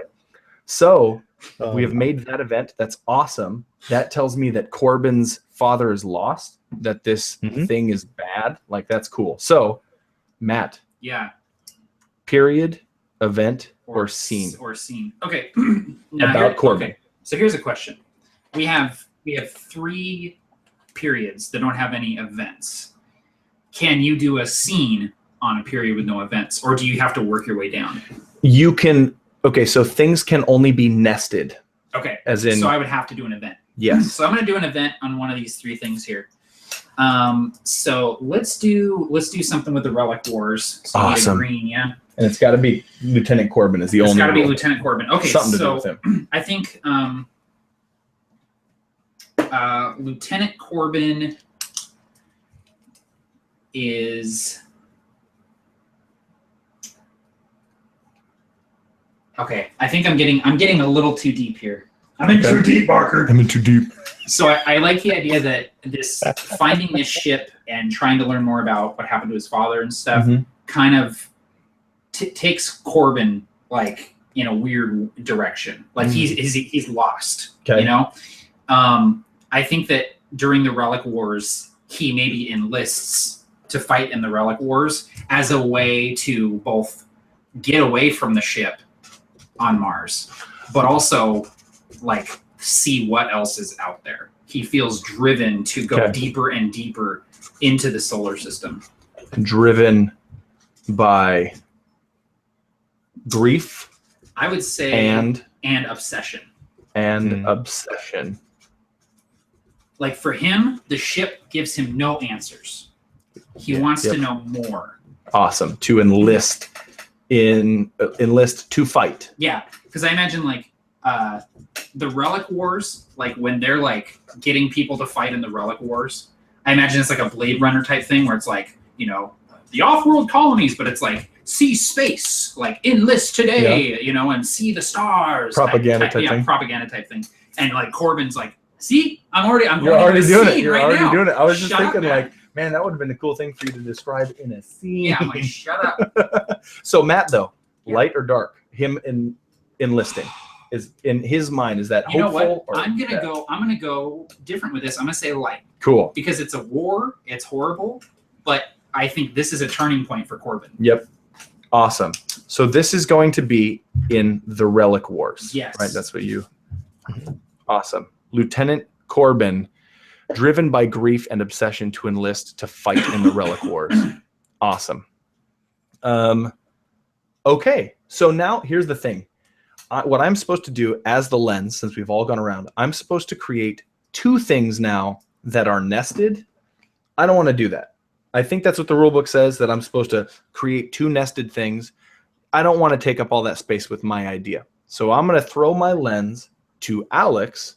Okay, I'll just so I don't like fill all this stuff with Lieutenant Corbin. Yeah. And we're just running out of space a little bit, and I don't want to take forever. So you are now the lens. The first thing you need to do, Alex, is the thing that I forgot to do at the beginning. You need to pick a focus. It can be a person, a place, a thing. It can be the terraforming of Mars. It can be the discovery of terraforming technology. Any focus, and then we each go around and create our so it can be scene. And it can be right. So I want to focus on the first, basically the first shots of the Relic War. Awesome. First shot of the Relic. First fighting. Yeah. The how the conflict started. Yeah. Okay. Would you like to create an event? Yeah. I'm going to say that. I won't get too detailed yet, but we'll say that something new was discovered. They've been discovering relics for a while, but something entirely new was found that made the discovery of the first ship. What do you need, green? He's working the chat. I need green. He's working the chat. He's getting his bills, making his bills, his dollars. Okay, but so they find something entirely new that makes the other stuff. Up until this point, it's been there's been competition between the various countries and other factions involved, but this was a game changer. This was something that they all wanted, and they 2 factions laid claim to it. Let's say. And, now here's what I'll say though. I'll say I think you could be more specific. I think you can even name what it is if you wanted. The thing, but not say how it triggered the war or how many factions wanted it. But Okay. Yep. So I'm gonna say this was a sphere that they believe was a repository of knowledge, kind of like a database, and could store, holographically, more information than anything they've discovered so far. What do you want to call it? The archive or the? Let's see. Let's call it the. The archive sounds good. That'll get us started with it. The archive, and I would even ask, where was it discovered in the solar system? So maybe someplace out of the way. Someplace like how about on Titan? Discovered on Titan. Yeah. Sparking the Relic Wars. Yeah.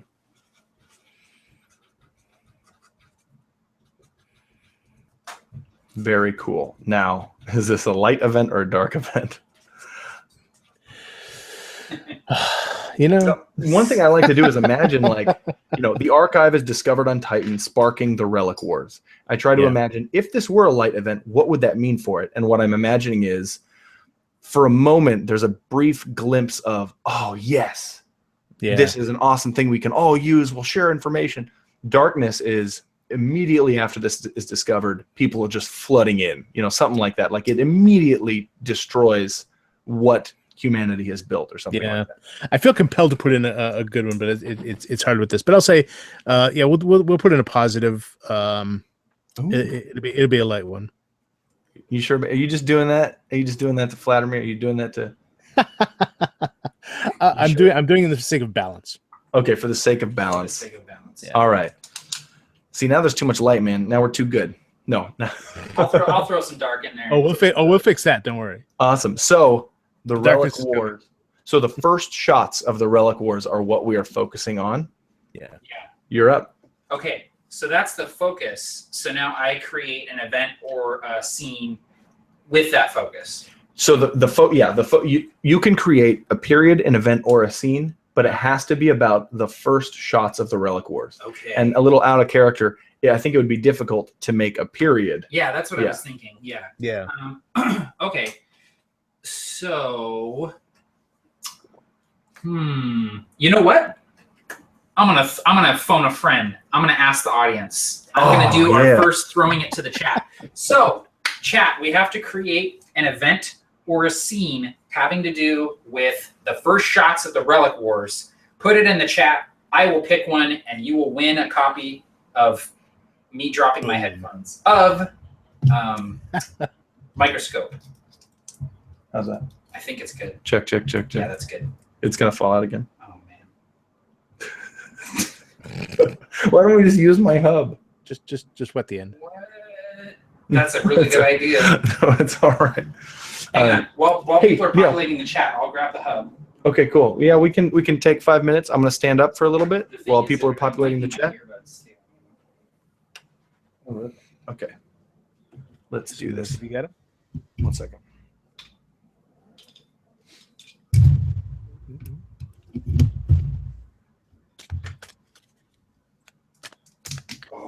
Check. Can you say something, Alex? Yeah, sure. Hello.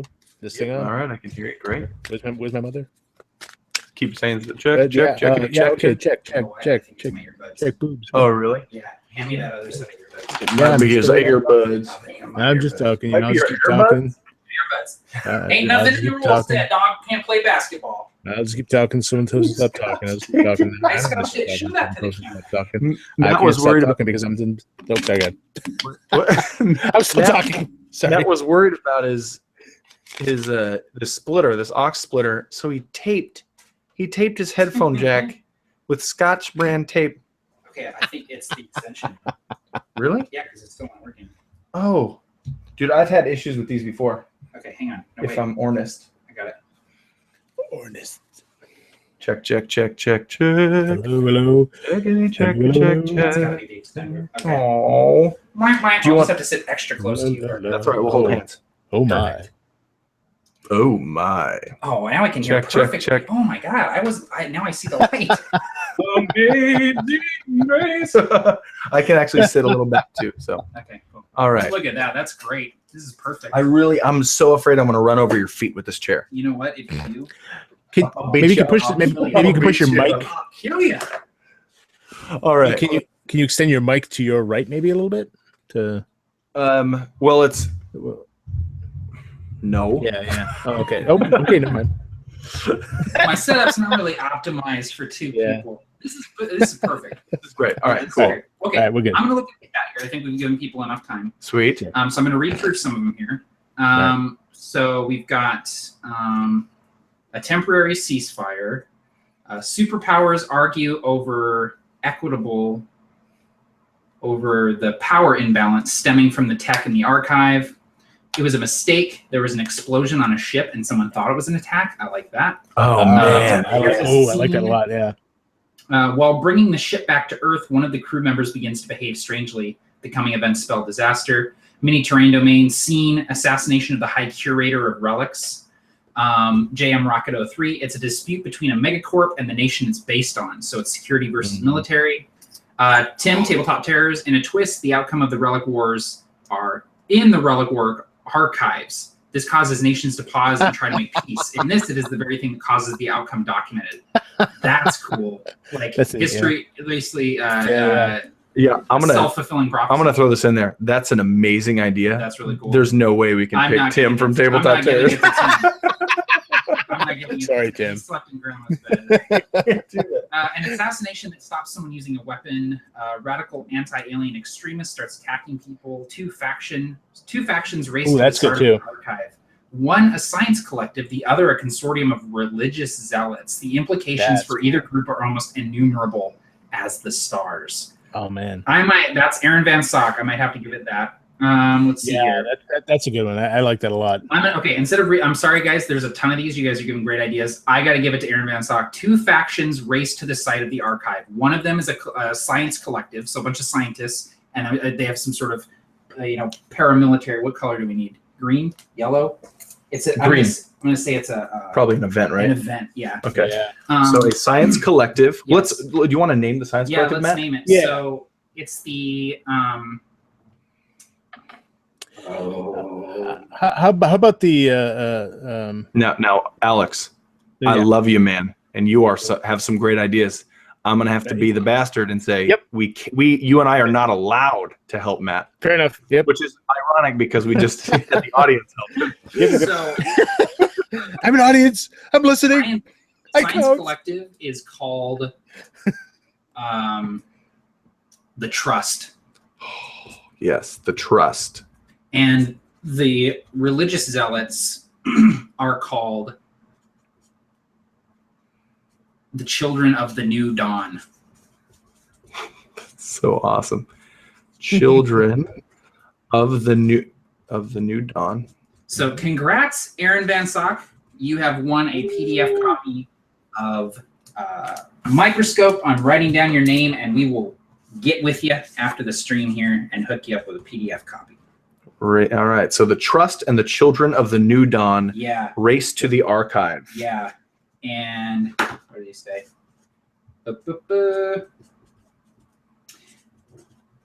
Yeah, race to the archive. And so it's basically just fighting over who controls it. Scientists are like, we need to study this. Religious zealots are like, this is beyond science. This is destiny. Race to. I'm going to put race to control the archive. Yes, race to control the archive. Okay. And is that going to be a dark period or a light period? I'm gonna say that's dark. I imagine that's dark. as hell. That's dark as hell. It's so bad. There ain't nothing good about it. Okay. It's bad. Now, the archive is discovered on Titan. Yeah. Mm-hmm. Lieutenant Corbin, driven by grief, enlists. I assume this goes in between them. Yeah. So this is, we're now at the point where it's like, man, I'm sorry. I can't see it. Let me see if we can move the camera a little bit. You can probably tilt it a little bit further down. Let's Be see. very careful. We have a very delicate balance happening right now. You're gonna get less gut cam. More butt cam. Crotch cam. So there's a thing on the back barker. You might be able to kind of brace it. There it is. Oh, you got it. Well, look at that. Good. You did it. That's Now it's leg cam. No, it's Wah, not. wah, wah, wah, wah, wah. Look at those knees. people are looking directly at my crotch, and they're like, man. That's all. Just They're man. I don't want to They're finish the like, sentence. man. No thoughts beyond that. Yeah. That's one heck of a crotch, you know. That's a good golly. That's a heckin' big crotch. It's a big crotch.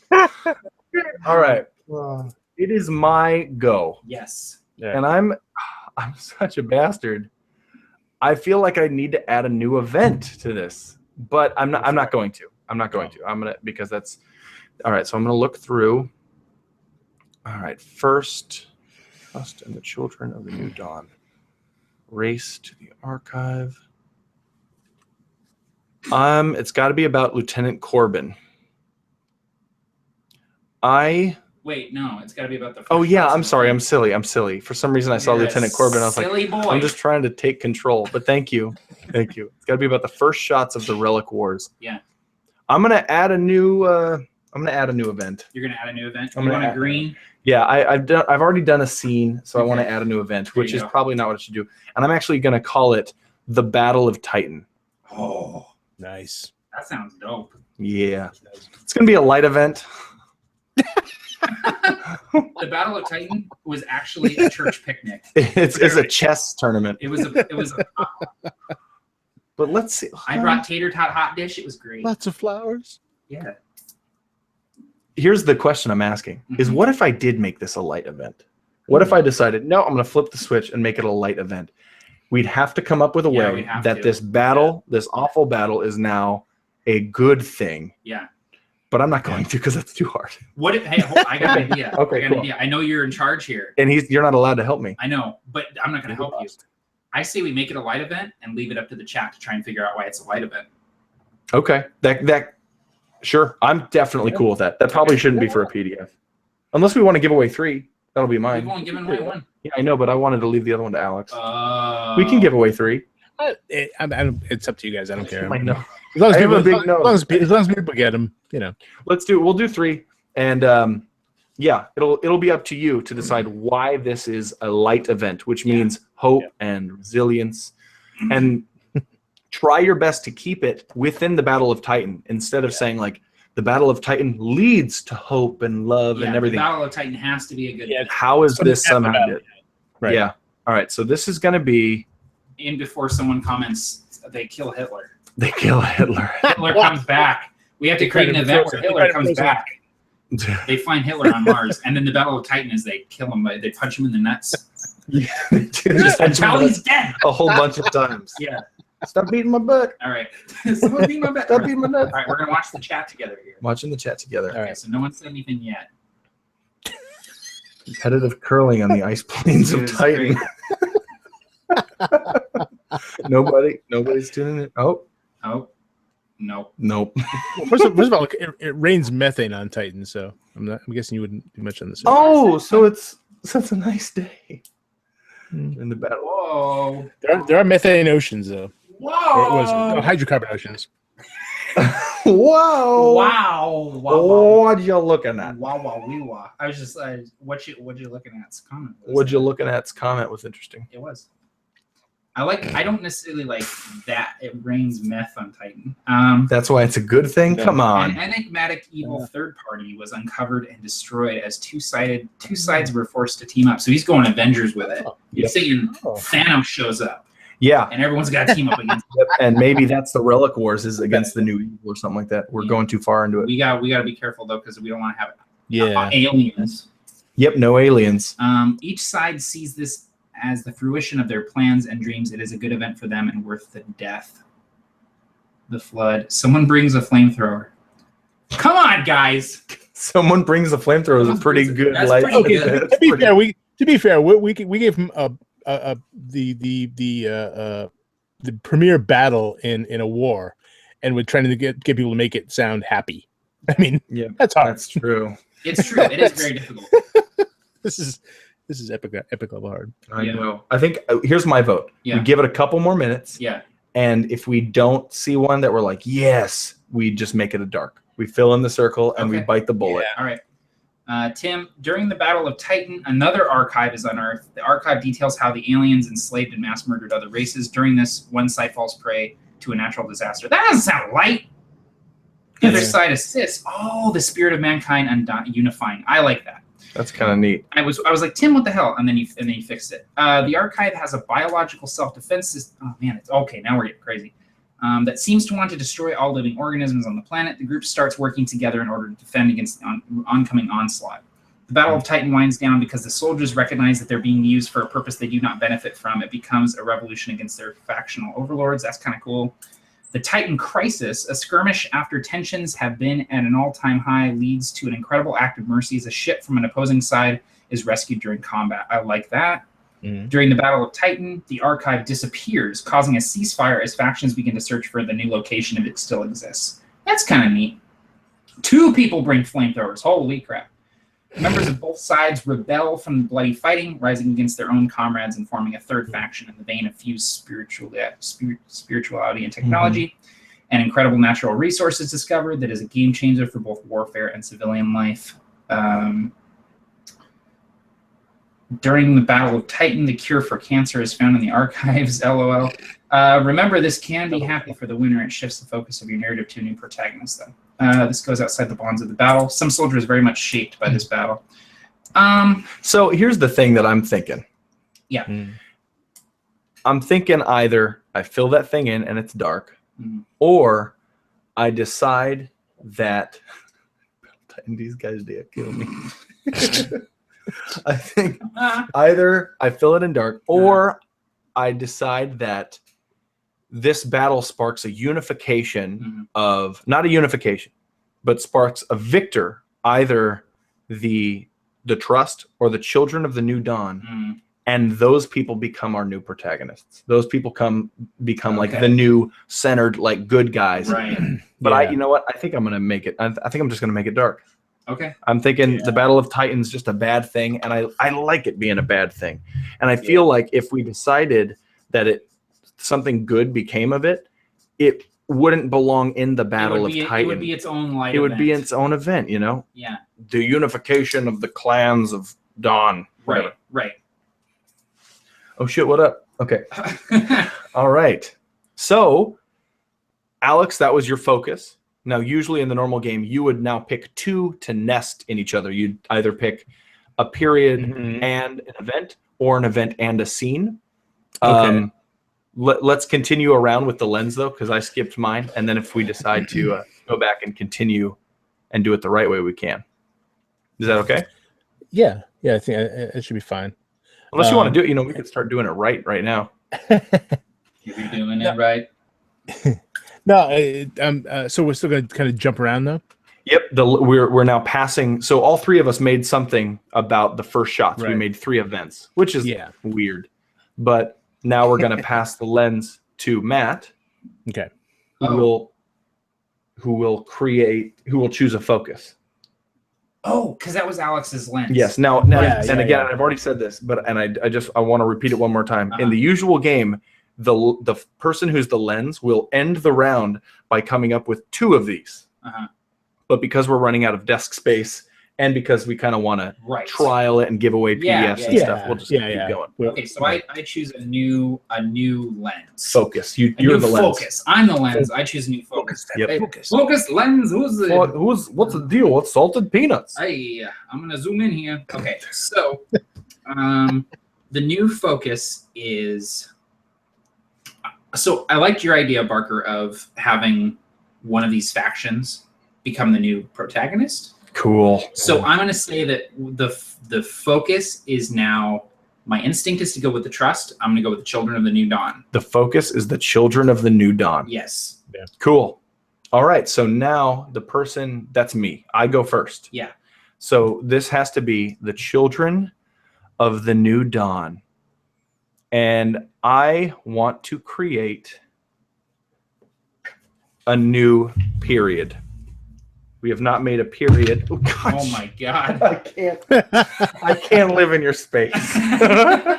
This desk was not made for Baka-sized people. It wasn't. Can I have a green card, please? Can you have a green card, please? I have to. I need to migrate to the United States. Welcome to our country.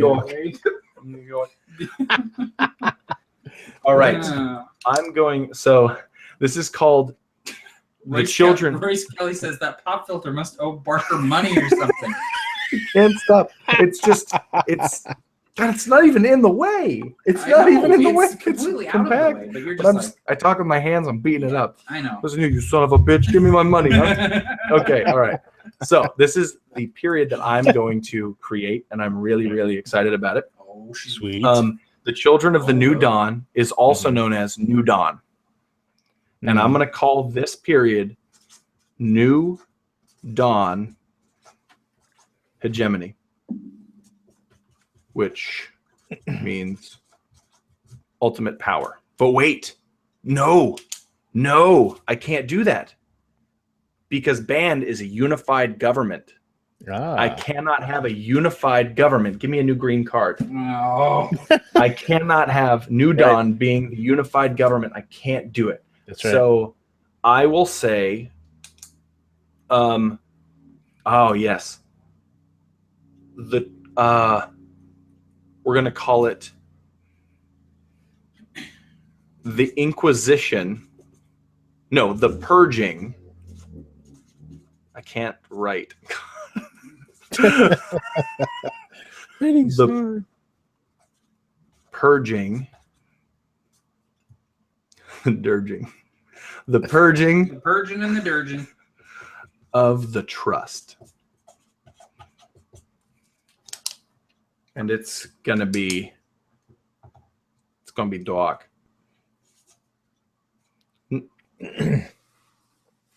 It's gonna be light. So we're gonna have to view the Trust as bad guys. Science is the evil. All right. So that is the new period I've created. It's gonna happen after the Relic Wars. The Purging of the Trust. And I can't really say too much about it, but that's it. I assume it's sort of like an inquisition of that one faction that lost the Relic Wars. Yeah, so it's after the Relic Wars. Actually, we actually don't even know if the Trust lost the Relic Wars. We don't know that. Maybe they're still going. Yeah, exactly. I mean, it's plural. The Relic Wars. So, yep. So now, Alex, it is your turn to come up with a period, an event, or a scene that has something to do with the trust or the children of the New dawn. Okay. Well, we should probably do a new scene. I'm going to say the purging of the trust, and we're gonna maybe we'll talk. Maybe the scene will involve. Now wait, hold on. Okay, I'm stopping. It's just not even funny anymore. No. It's not even a funny joke. Like, It's just Barker. like, Barker, stop it. We can't do a scene in the purging of the trust yet because we need an event there first. Okay. All right. So Alex, if you do an event, I can do a scene because I'm All right. last, right? yeah. All right. So I'm still trying to get in my head the difference between all these, but the scene I'm going to say then is the event. Jeez. The event will be that the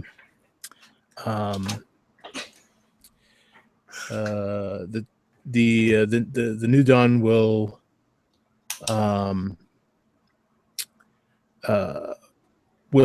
come up with their plan to get rid of the trust. Awesome. So the New Dawn. Go ahead. Yeah. So this is sort of where the plan is first birthed. This is when they first come up with the plan. New Dawn develops plan. Yeah. Do you have a name for the plan? Well, I guess the how about the Reckoning? Develops the Reckoning. Dang. Operation the Reckoning. Operation Reckoning. Yeah. Sounds dumb. No, it's Operation the Reckoning. Oh, the Reckoning. Okay. No, that's fine. Is that going to be a light period in history, a light event, or a dark event? Light. I'm gonna say light. I'd imagine it'd be light because it'd be like, yay, we developed a new plan to kill these people. All right. New Dawn develops the Reckoning. Now it's me? Yep. Okay, so we're going to do a scene off of that period and that event. So then scene after. Okay. The scene, scenes are yellow. So You have to start with a question that you want to answer about this event. the question is, how does the New Dawn bring justice to the trust Hell yeah. for their crimes against humanity? Okay. Can I just write, how does the New Dawn? No. Yes, How you can. does the Yeah, of course New you Dawn? I like bring justice. Yeah. Bring justice You know where justice comes from? above. Yeah. Okay. Justice. Bring justice to the trust. Justice comes from a. All right. So that's the question. That's the question. Now you need to decide where this takes place. Okay. It takes place inside the archive. Inside the archive. Yeah. Fuck yeah. All right. I think the New Dawn, their headquarters is the archive. The archive. Now I'm dividing this card into 3 sections so people can see. The top is the question itself. The middle is the location of the scene, and the bottom is going to be reserved for the answer to the question. And do we do the character thing too? We don't usually have to. You don't actually have to write the characters on there. Oh, okay. You can Gotcha. write them on your notes though. But yes, Gotcha. now you decide Yeah. what characters one or two characters that have to be in the game, Yeah. and you can also decide 1 or 2 characters that cannot be there. So I'm going to say that the only character that needs to be there is Grand Inquisitor Dolan. Dolan, Yeah. Grand Inquisitor Dolan. Now we go to your right Uh-huh. and start choosing characters. And that's you. No, That's your Alex. right is Alex. Yeah. So Alex chooses his I character. borrow a card to write the characters on just for. I'll write them on this. I'll write them on this. It's going to be Fleet Admiral Kane is at this meeting because it's he's the one who's been kind of leading the battle of around Saturn. Cool. Fleet Admiral Kane. Awesome. I am going to be playing. What was it? Grand Inquisitor Dolan. G.I. Dolan.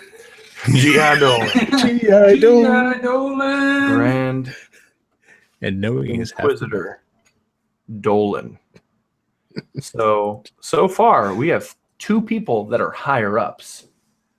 Yeah. At the okay. So you're up. Lieutenant Corbin. Lieutenant Dan. Who is now Captain Corbin. Captain Corbin Is there. Nice. Oh, hell yeah. Oh my god, I love this game so much. Bringing on Corbin back. Bringing Mr. Corbin back. Okay. Now we go in that exact same order. So Alex, you'd go first and you discuss your thoughts. What are the thoughts of Fleet Admiral Kane? Admiral Kane is a grizzled old American. He was raised by Americans. He's American. So he's thinking that this talk is going to lead to nothing. That this war is going to be won by men with ships and that we're winning. We can push this back. We don't need to be talking about this this new idea. This is nonsense. Okay, cool. Grand Inquisitor Dolan is anxious to show the higher-ups of the New Dawn how this machine works. Captain Corbin he's sort of there as a representative of the military arm of the New Dawn, similar to why Kane is there. But he's sort of been called there because he showed like extreme valor during the Battle of Titan. So he's thinking, what am I doing here? Why am I here? Awesome. What could they possibly have to ask me about or consult me about? Cool. So I think we should give you the honors to kick off the scene. So there are many, many, many rooms inside the archive. It is a massive structure. There are still areas of it being discovered, but the New Dawn has made it their home since the Battle of Titan that closed out the Relic Wars. And Corbin is in this room that is almost featureless. The walls and floor are completely slick and mirrored. It's almost like a stone-like substance, but it's unlike any stone he's ever seen. The closest thing he could think of would maybe be obsidian. And there's a man-made objects in here. They brought in furniture, a table, chairs.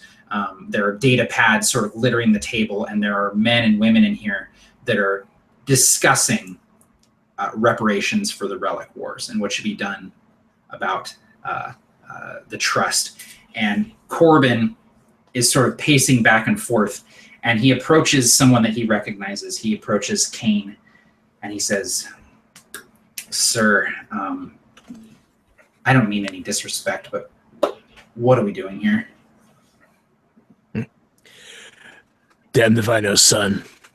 All I know is that this Inquisitor has some new ideas that we're supposed to listen to.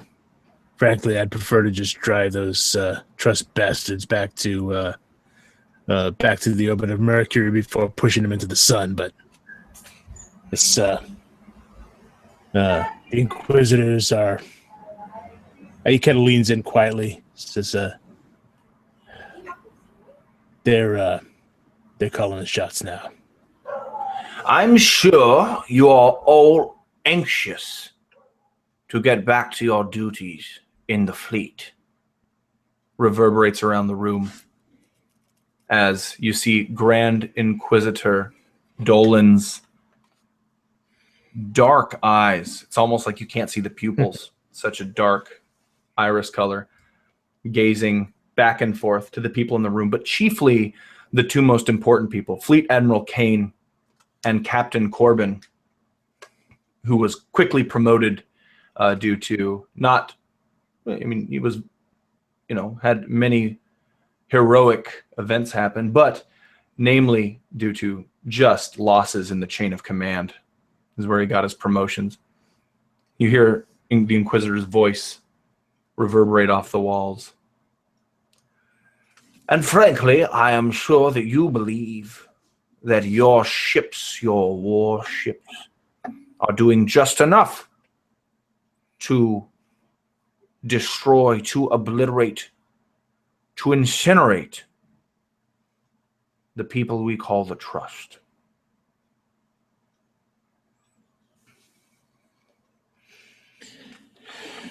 If you've got a point, Inquisitor, get to it.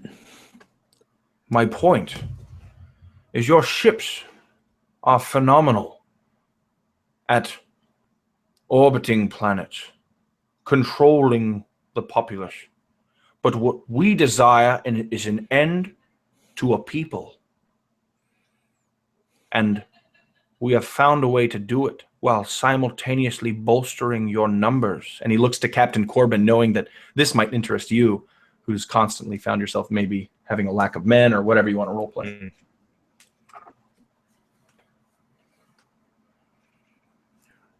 Well, I'm happy to speak on behalf of the fleet, although I'm sure Kane is a little bit more qualified than I am, but I was on the station that found the first relic on Mars. I've been involved in this thing from the very beginning. Granted, there's a little bit more gray in my hair and a little more sag in my gut since that time, but I can tell you that I fight for the New Dawn because it stands for something, because it sees the destiny and the purpose in this technology and these relics that we're finding, and the Trust, they wanted to weaponize it. If we do to them what they tried to do to us, then we're no better than the Trust. We've won the war. We have a responsibility to act in the best interests of the system. I do not disagree with you. Please understand, we do not wish to kill anybody. And he notes over his shoulder, and you see there's a room within a room here that's been set up and constructed. It looks like it was already there, that we didn't build it, but that it was already inside of this object, what we call the archive. It was already inside of the archive. And it's a room built out of like what looks like translucent stone. And you see him, a man who is imprisoned. He's held by two New Dawn guards. And he, for a moment, struggles to break free. But after a nod from Grand Inquisitor Dolan, he is put inside of this room built out of translucent stone so we can all see. And he looks to Fleet Admiral Kane and says, I do hope you show interest in this, Kane. And he looks back to Corbin. Though it is your eyes and your expression I am looking forward to seeing the most. And Corbin kind of leans forward expectantly, waiting for what's going to happen here, wringing his hands in anticipation. Yeah, Kane kind of narrows his eyes, looking warily at Inquisitor Dolan, but then his eyes turn toward this demonstration. You see the translucent through the translucent walls, the stone of the floor begins crumbling, almost disintegrating into air, and maneuvering around like a swarm of flies in 2 different areas of the room, like little tornadoes, tiny little flies. And when you step closer, you might realize that these look like little tiny machines. Mm-hmm. And immediately they strike at the prisoner. And the prisoner begins screaming and just hollering until his lungs begin being filled with these little bots. And these bots, they consume him. But very soon after, they begin replacing the parts that they consume with metal, robotic pieces. And it only takes a few moments before this prisoner is standing at attention as some sort of AI that is, and he says with his voice, with what might be left of his voice, to Captain Corbin and to Fleet Admiral Kane, ready to serve. Corbin sort of exchanges glances with Kane.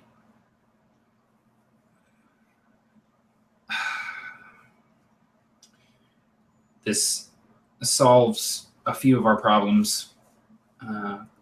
If I can use an old expression, 2 birds with 1 stone. We take out the trust, we bolster our ranks, but this is inhumane. This is not why I fight for the new dawn. And if this is the dawn we're heading towards, I can't be a part of it. I'm sorry. Kane is still looking at this thing that's appeared in front of him, and he said, and without taking his eyes off, he says, "What the hell have you done, Dolan?" Easy, Kane. After he turns his eyes from Captain Corbin and his blasphemous speakings. As Captain Corbin has said, I have bolstered our ranks. And he looks to both of you and says, you have your orders. Do we have our answer? Yeah, I think we do. Yeah. How does the new dawn bring justice to the trust? Turns them into robots, Turns them into robots, man. I'm going to write that. Turns Body snatching. into robots. Body snatch robots. Man. Put robots in your brains. Put robots in your brains. So here's our card, everybody. I'll click on myself to make sure I'm highlighted. At the top is the question that Matt wanted to have answered. Gotcha. How does the new dawn bring justice to the trust? This took place inside the archive. Alex played Fleet Admiral Kane. I played Grand Inquisitor Dolan, and Matt played Captain Corbin. And the answer to the question, how does the new dawn bring justice to the trust, is turns them into robots, man. Holy crap. Can I point something out? Yeah. Let's point the camera down again. Okay. Because we just went full circle. What's the last card here? What does that say? Humans activate the chronics. What are these robots called? Oh. That's the big event, man. We're leading right into it. Boom. Hey, man. Yeah. You know what you should have done? What? Waited and played an event. Shoot! Shut up! No. Humans realize that robots. Humans realize they done goofed. But no, that's freaking awesome. That's Like without even intentionally doing it, they found. Because when I was thinking like, okay, the technology they activate, it's like a wormhole or something, right? And it eats a planet. But that is so much cooler that they're like, no, we found a way to turn people into robots. Yes, I freaking love that. Like, imagine starting a campaign with this history, and you're playing characters right after the chronics are activated. Yes. Yeah. That's freaking dope. Yeah. Like, and oh my God, this is awesome. I'm a big fan. And I honestly, we can keep doing this if you'd like. I feel like we found like one hell of a stopping point. I think so too. But like, I don't know, it just came full circle and stuff. But was that your lens? Yes, it was. That was that was the last lens. Right? That was the last lens. And basically we can just keep doing this. Keep going for as long as you want. What I think we should do is throw it to Alex so he can do something and give away a free And PDF. give away a PDF. Yeah. Oh yeah, Yep. okay. I agree. So So we'll do one more lens. Alex, you're in control. all right, so You got to make sure that during this part you throw it to the audience at some point, I guess. yeah, I will. So I'm going to say that an event happens that I love what Matt said about that. This is the chronics that was talked about, and so what is the first sort of repercussion from the chronics? What is the initial sort of result of it? Actually, no. Wait. As a I take focus, that back. that's a I'm gonna say that there is something about the chronics that that the New Dawn doesn't know when they used it. There's something about it that they don't know, and maybe the listeners can sort of tell us what that is. Oh man, I have such a cool idea, but I can't do it. I know. Well, are the listeners about to replace it? Yeah, I think so. So I think you could come up with your idea and just to give them an example. Okay, so Sure. an example of this would be something they didn't realize. Yeah. The more chronics there are, the smarter they are. Because it's almost like a Geth from Mass Effect situation where the more of them there are in proximity, they share senses and knowledge. Like a hive mind. Like a Borg or something like that. And so awesome. the more they make a few of them and they're like, hey, this is really cool. They're completely obedient. This is great. And then they get like a dozen of them in a room and they're like, who am I? Why am I here? And they're like, whoa, you're not supposed to be asking those questions. And then shit just gets crazy. That's awesome. So that's an example. Yeah, that's an example of So it. somebody come up with something better than that. But the listeners definitely come up with something that some ideas that what was the unexpected consequence of this activation? Exactly. Because because that's essentially going to be the launching off point of any campaign in this world. Yep. Is what was the unexpected consequence of that activation? Cool. So, and obviously, just to throw this out there, obviously an unexpected consequence is the Chronics just obliterating the shit out of the New Dawn. But I think you're talking about a more specific event because you want to make an event that would go under this, maybe under the humans activate the Chronics, and it would be an event that would kind of kick everything off or something. So right, it would set the stage for any future campaign. Exactly. Do you have the chat open, Alex, or do you want us to read them to you? I don't. You'll have to do it. I don't. Cool. I don't have it. So we got. I'm old. Chronics are the beginning of the Matrix. Font of Inspiration said about my idea, that's the complete opposite effect of chronic in real life. No, man, you can feel it. You just don't understand. Do you smoke Trump? Mark Darvel said, they learn in hours what we learn in a lifetime. Power Up Gamers, that's Jaren, says, the Chronics thrive off of human blood. Oh, shit. And the very first Chronic was made from Corbin's father. So Corbin's father is the first Chronic. Oh, that's pretty cool. Nice. I like that. What You Looking At said, it starts a countdown to the end of the sun. Tabletop Terrors, launching off of Matt's idea, when the Chronics reach a certain critical mass in numbers, they begin assimilating people of their own. Mm-hmm. Ryan Ely says, the Inquisition believes, I think the New Dawn believes that the Chronics are following their directive, which they do at first. Really, they are just following directives from the archive. That's cool. Royce Kelly, the Chronics are able to connect with the civilization that left the archive and begin to turn on humanity for making the mistake of entering matters that are above them. Wild Picks, the Chronics are a sentient nano population that are taking over the galaxy. This is in order to save it from the destruction that's coming to the galaxy. The goal is to archive everything to move. So kind of similar to a Mass Effect idea. I love Jaren's idea.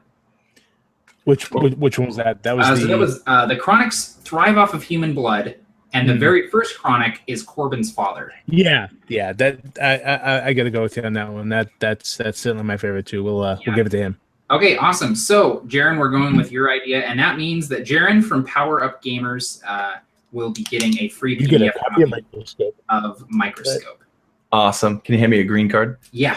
A green index card? A green index card. A green 3x. That's not 3x5. That's a 3x5. No. Oh, hey, it's really? K. Yeah, it's a 3x5. I don't know. You're thinking 5x7. Those are the big ones. I'm thinking 5x7. Okay, all right. So repeat that to me. What Jared wrote. So exactly. the chronics thrive off the human blood. Okay. And the first chronic was Corbin's father. So we have to do an event though, based on that. So what happened? So the event is I'll let Alex phrase it. Oh sure. Okay, so the event is let's see. These things are sent out into the field. The first wave of these new warriors, and they like I said, they follow orders, but they go above and beyond, like actually draining people as they're doing it. Of course, Fleet Admiral Kane is probably one of the first people to employ them, maybe with Corbin as his subordinate to basically put them into action for the first time. Yeah, and so at first they're impressed by their coordination, their actions, and then horrified by the fact that they're draining the blood from these people, leaving these dead husks on the field. And after the battle, stop me from going beyond the purview here, but right after the battle, the leader of these chronics comes up to Corbin, salutes him, and says, "Corbin, what was your father's name?" So let's see.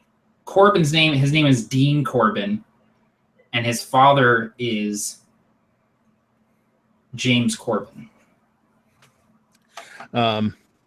It says, so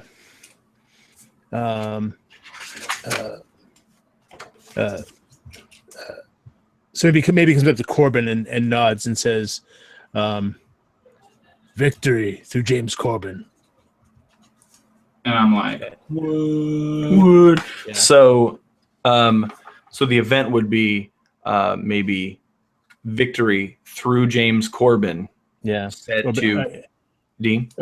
Or to honor Dean. Something like that. Something that would mention the father's name. Okay, cool. I was thinking maybe he saw him. Yeah. Oh, yeah. Well, I was thinking, but I was trying to think of how he would get in the mix that way. Yeah, he probably wouldn't. That's true. But I was trying to think of something that this guy could say that would be the. It might even be something. Oh, maybe it was something that maybe this is better. Maybe something that Lieutenant Corbin would recognize, like a phrase that his father used. Yeah. Something like that. So here's the deal. The event is, how about the event is Corbin realizes his father's fate when he hears a certain phrase from a chronic. Yeah.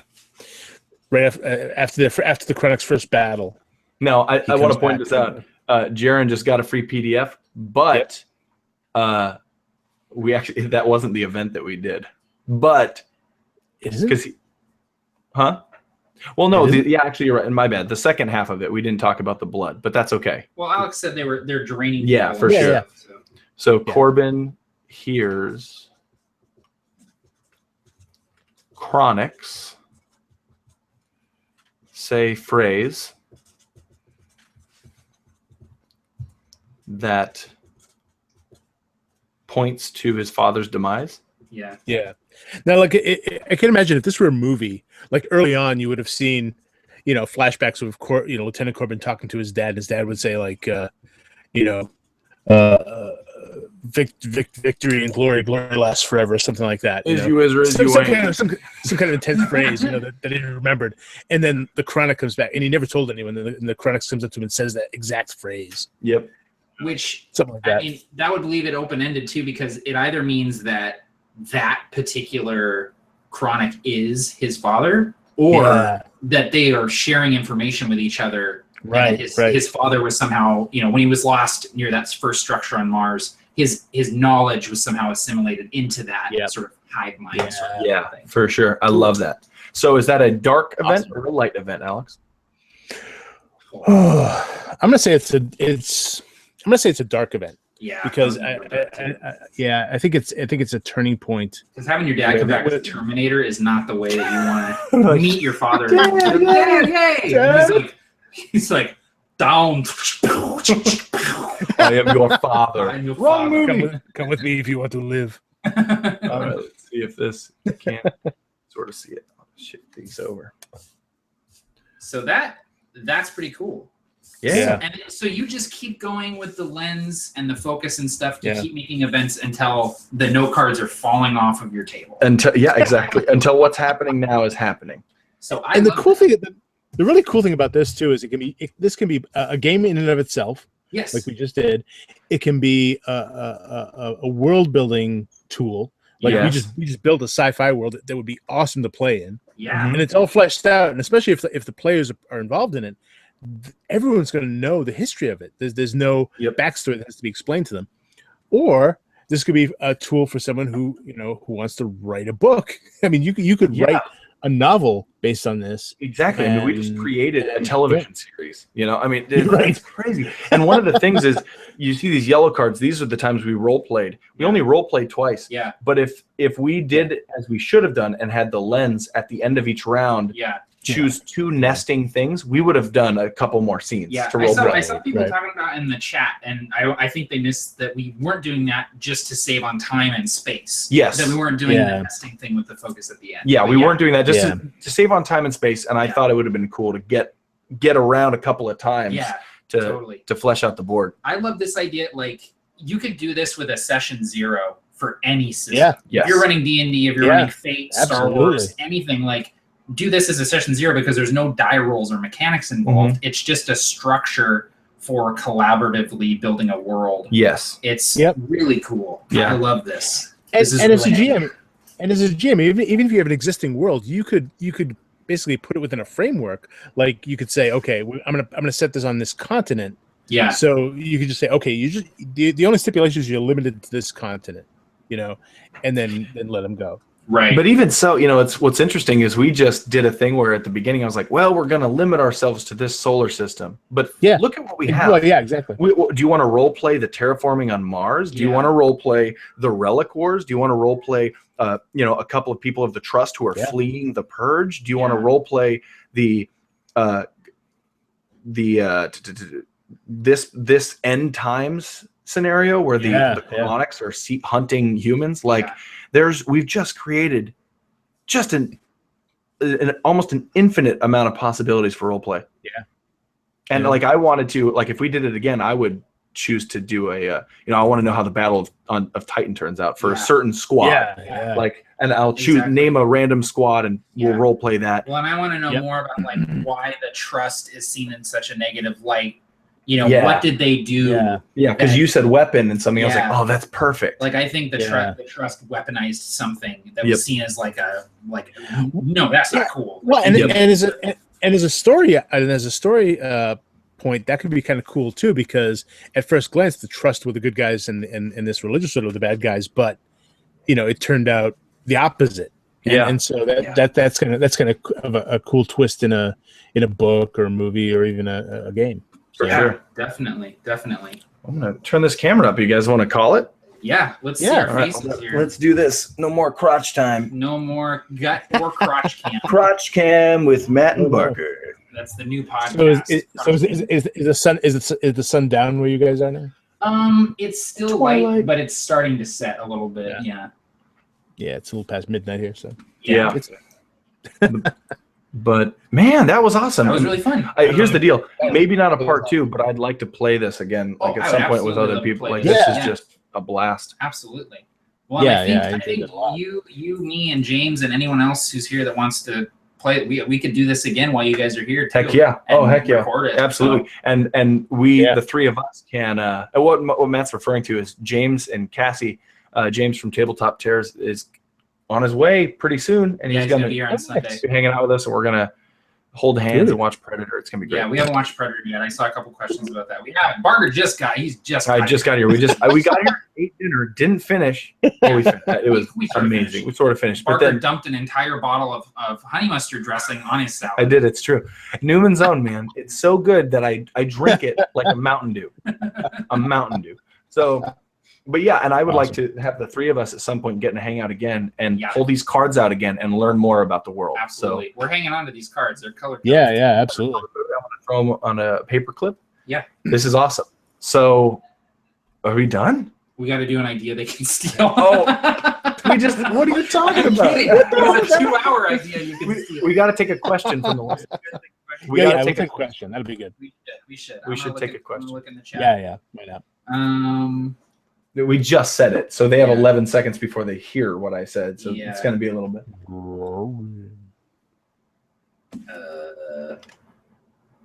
Can I just say, while you guys are asking questions, that I was iffy about this game at first before I read it. Yeah. This is probably one of the coolest things I've ever got. And if you are not one of the 2 people that just got a free PDF, you've got to go to drive-through. Check it out. I got this on Amazon. I love the physical book of it. Like, you've got to get this book. I rarely tell people, I don't know. I always say I rarely tell people to buy items, but since I always say that and always plug items, I can't say that anymore. This would be the last one. Always tell people. You gotta get Microscope. Yeah. And I thought about emailing the person who made it to just let them know we were doing this. I did not do that. We're not getting this for free or anything. I've never met that person. We don't benefit from this. Let them know that we did a live play of exactly. Microscope. Yeah. You got to get this game. This is so fun. Now, how much does it cost again? Is it what, $10? I think, okay. Well, this costs $19.99. Well, I was thinking PDF, but the PDF I think is like $10. $10. Yeah. Yeah. $10. Yeah. This costs $20 as a physical book. Yeah. So yeah. Okay, so there's a few questions here. Okay. Would you do this for the next Provokers, Matt? Mark Darville. I'm going to do something very similar to this. We're going to do a session 0. I'm not sure if we're going to broadcast it or not, but something maybe not exactly Microscope. No, we're going to do 18 scenes, 2-hour-long scenes about that happen in the world. Yeah, I think we already did it. But no, we are going to do a session 0 type thing. But I don't think we're going to do this because, as you can see, there's a lot of world building here, and aeronauts. Yeah. I feel like the section of aeronaut that we're going to be playing is already kind of set. Yeah. I wonder, do you think this could be scaled down, like to maybe like? I mean, we obviously scaled down to a solar system, so I mean. Well, I'm sure you could scale it down. You could even do something where it's like, okay, we can only do like an island or something. 2 periods. We can only do 2 periods, and we have to do events and seeds off of those 2 periods or something like that. You could do that, and one of the things though that I find out is no matter it's called a fractal game for a reason. Yeah. You can be like, we're gonna go so small. Everything only takes place in this one city. It's gonna be just as big as this, if not bigger. So but yeah, you can definitely throw down some home rules. In the city, yeah. Awesome. All right, cool. You want to pick the question, Matt, since you're the question master? Yeah. Liam Callahan said, "Can you run a one-shot in the timeline you just created?" I think that'd be cool.